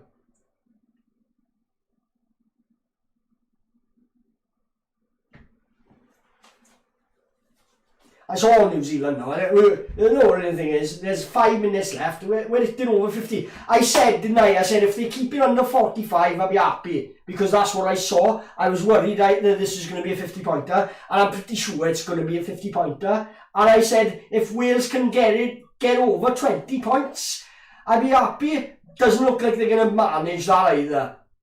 And that's after 60 minutes of being in the game.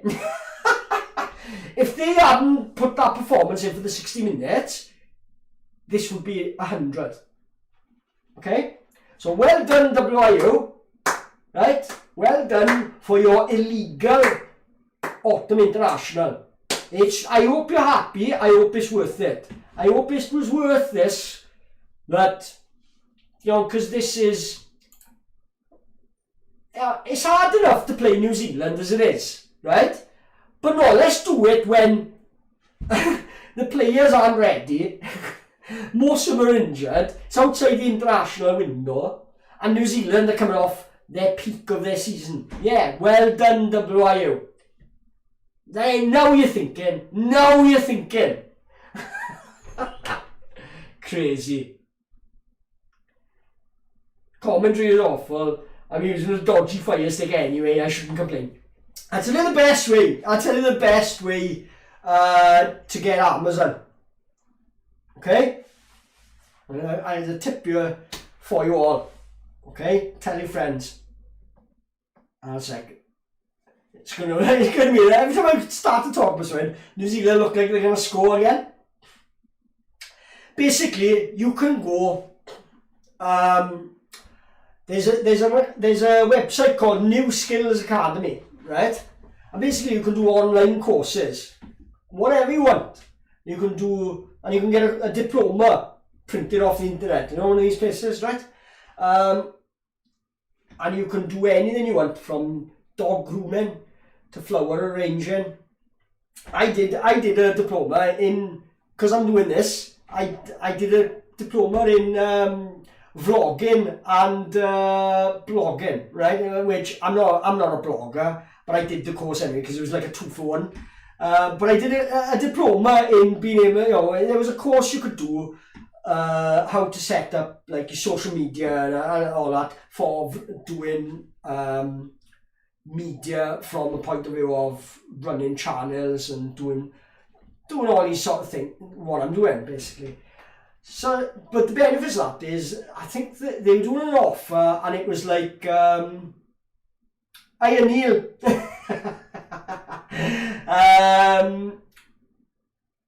They were doing an offer and it was like 20 quid for 2 courses, right?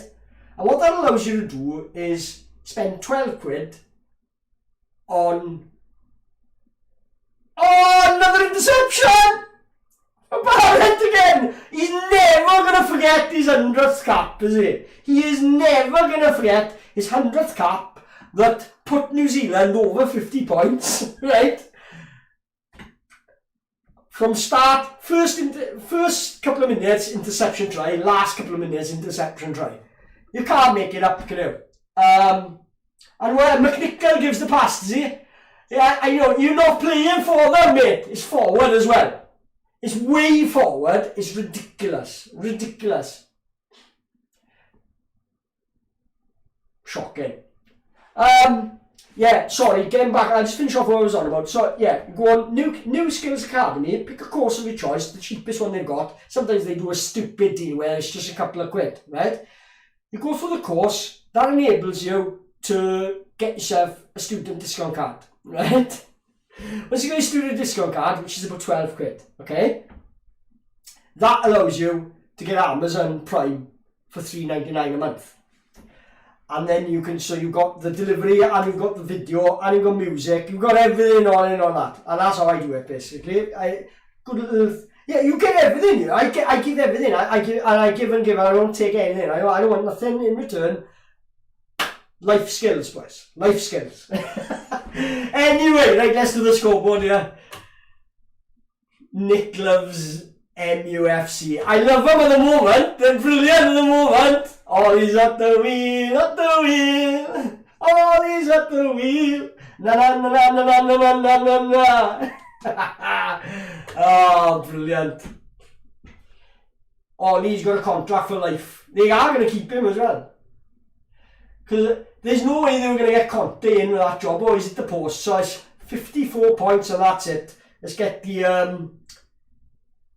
away points. I said, if they can keep it under 45, I'll be happy. In my mind, I knew it was going to be 50 points. I saw the two teams. I had a feeling that's going to be 50 odd points.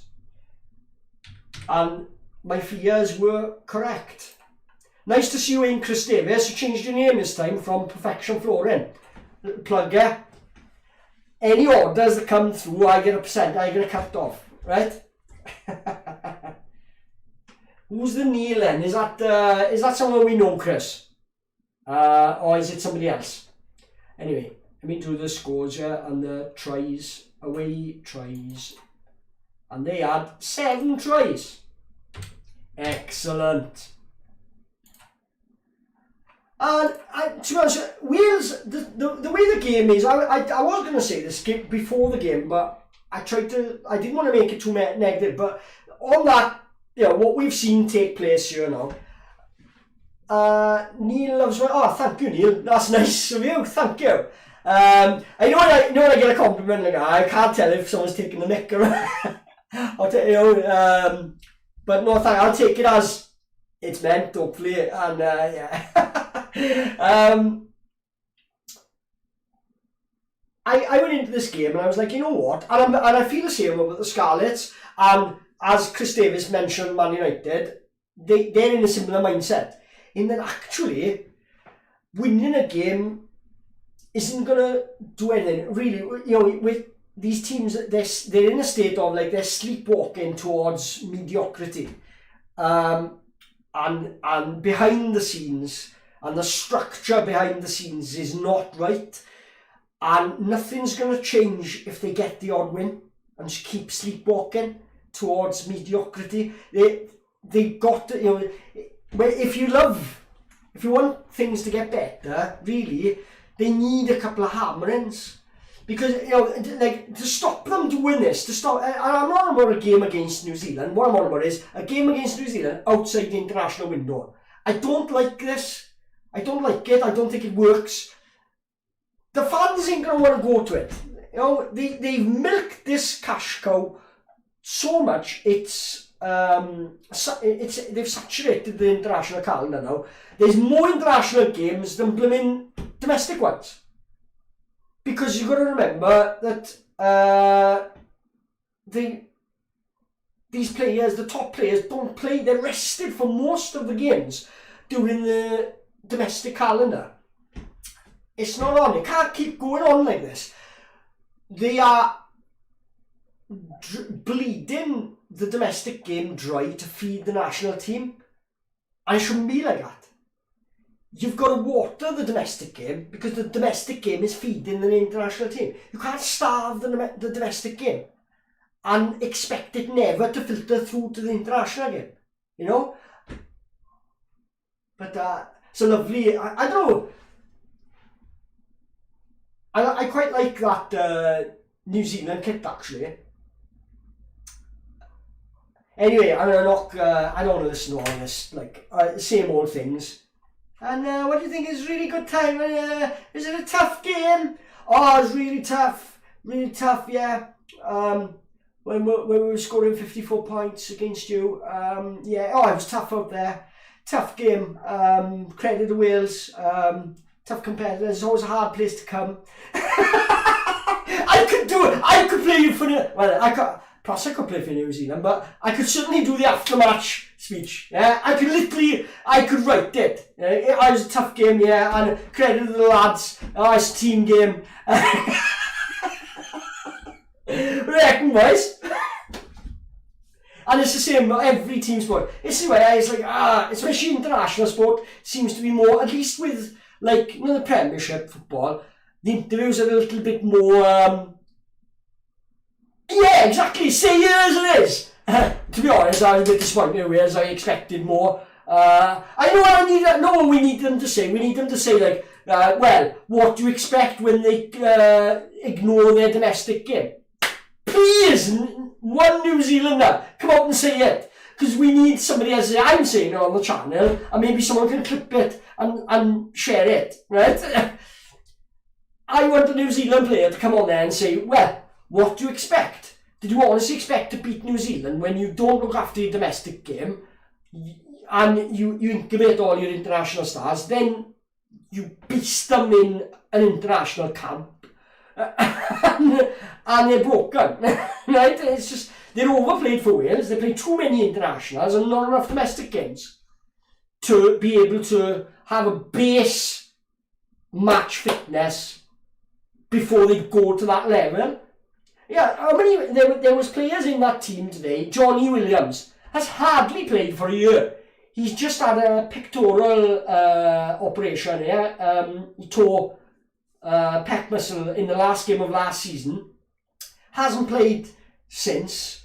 Had an operation. He's played twice for the Scarlets in poor matches and not played that well. And he's been asked to start against New Zealand today. Madness. Wyn Jones the same. Wyn Jones had an injury for the Lions. Has played 1.5 games for the Scarlets against Munster's seconds and got drilled all over the park. And they asked him to start today. It's crazy. It is. What do people expect? But you know what the irony was? Those players actually, when they were on the park, Wales were better. It was a matter of New Zealand were just holding back. They were just sussing Wales out and watching where the gaps were. It was a Floyd Mayweather like performance. In the way that Floyd would roll a shoulder and just let people punch themselves out, and he's watching you. He's watching where your openings are, and he's picking his moment to exploit it, so that it's such a surprise to you. You know what I mean? Or he's watching little lazy things you do. That's what New Zealand were doing there. They was for 60 minutes. They were just we get involved in a game, yeah, and we're just watching you. And once we decide where we can see, yeah, that's happening, this is happening, there's plenty of space there, that's where we're going to attack. And then once they started to do it, it was just like, the difference in the two sides was palpable then, you know. Paul Price says, as ever, enjoyed your coverage, mate. We'll catch you next time. Good night all. Take care, Paul Price. Thanks for popping in. Thanks for spending the majority of the game in here and all the interaction. I've really enjoyed it too. And I'm going to knock this off because I don't need to be watching Amazon anymore now. Save my PC a bit. Yeah, so it is what it is. This is, I mean, you know, the way you set this up, like, did they really think it was a good idea to set this game up here? Whose idea was this fixture? It's ridiculous. You know, this should have been at the end, at least. If you're going to have a fourth international and the first one is going to be outside the window, it needs to be against like a Tonga or something like that to get you up to speed, to get the squad up to speed. Why did they have this fixture as the first one up outside the international window? It's crazy what they've done. I just don't understand it. Absolute crazy. I'm just looking around on the internet a minute. It's a crazy game in the football today. I won't give the scores away if you haven't seen them and you want to watch Match of the Day tonight. But Match of the Day is well worth watching. I haven't seen what the score was with United and Spurs. I wanted to watch that game, but I committed to this. I did want to keep an eye on it while I was online as well, though. But let's have a look.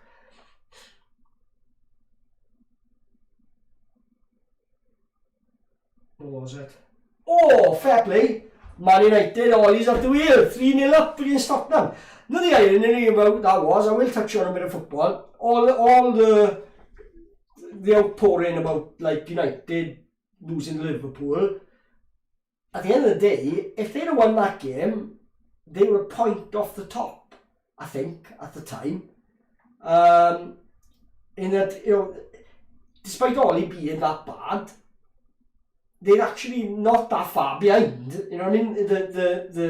The Premiership is wide open to all teams. There's a glut of teams from like 5th to 4th to length, I think, and there's a point between them. You know, so 2 wins in a row jumps you way up that league. So anyway, right, I'm gonna leave it there, guys, and I shall see you. I don't know when next. But keep an eye out, subscribe and click the bell, and you'll get notifications of when I'm doing another stream. I'm probably going to start doing a bit of football because I'm struggling to set up another channel to have it to multi-stream. So anyway, take care guys, I hope you enjoyed, and I'll catch you next time.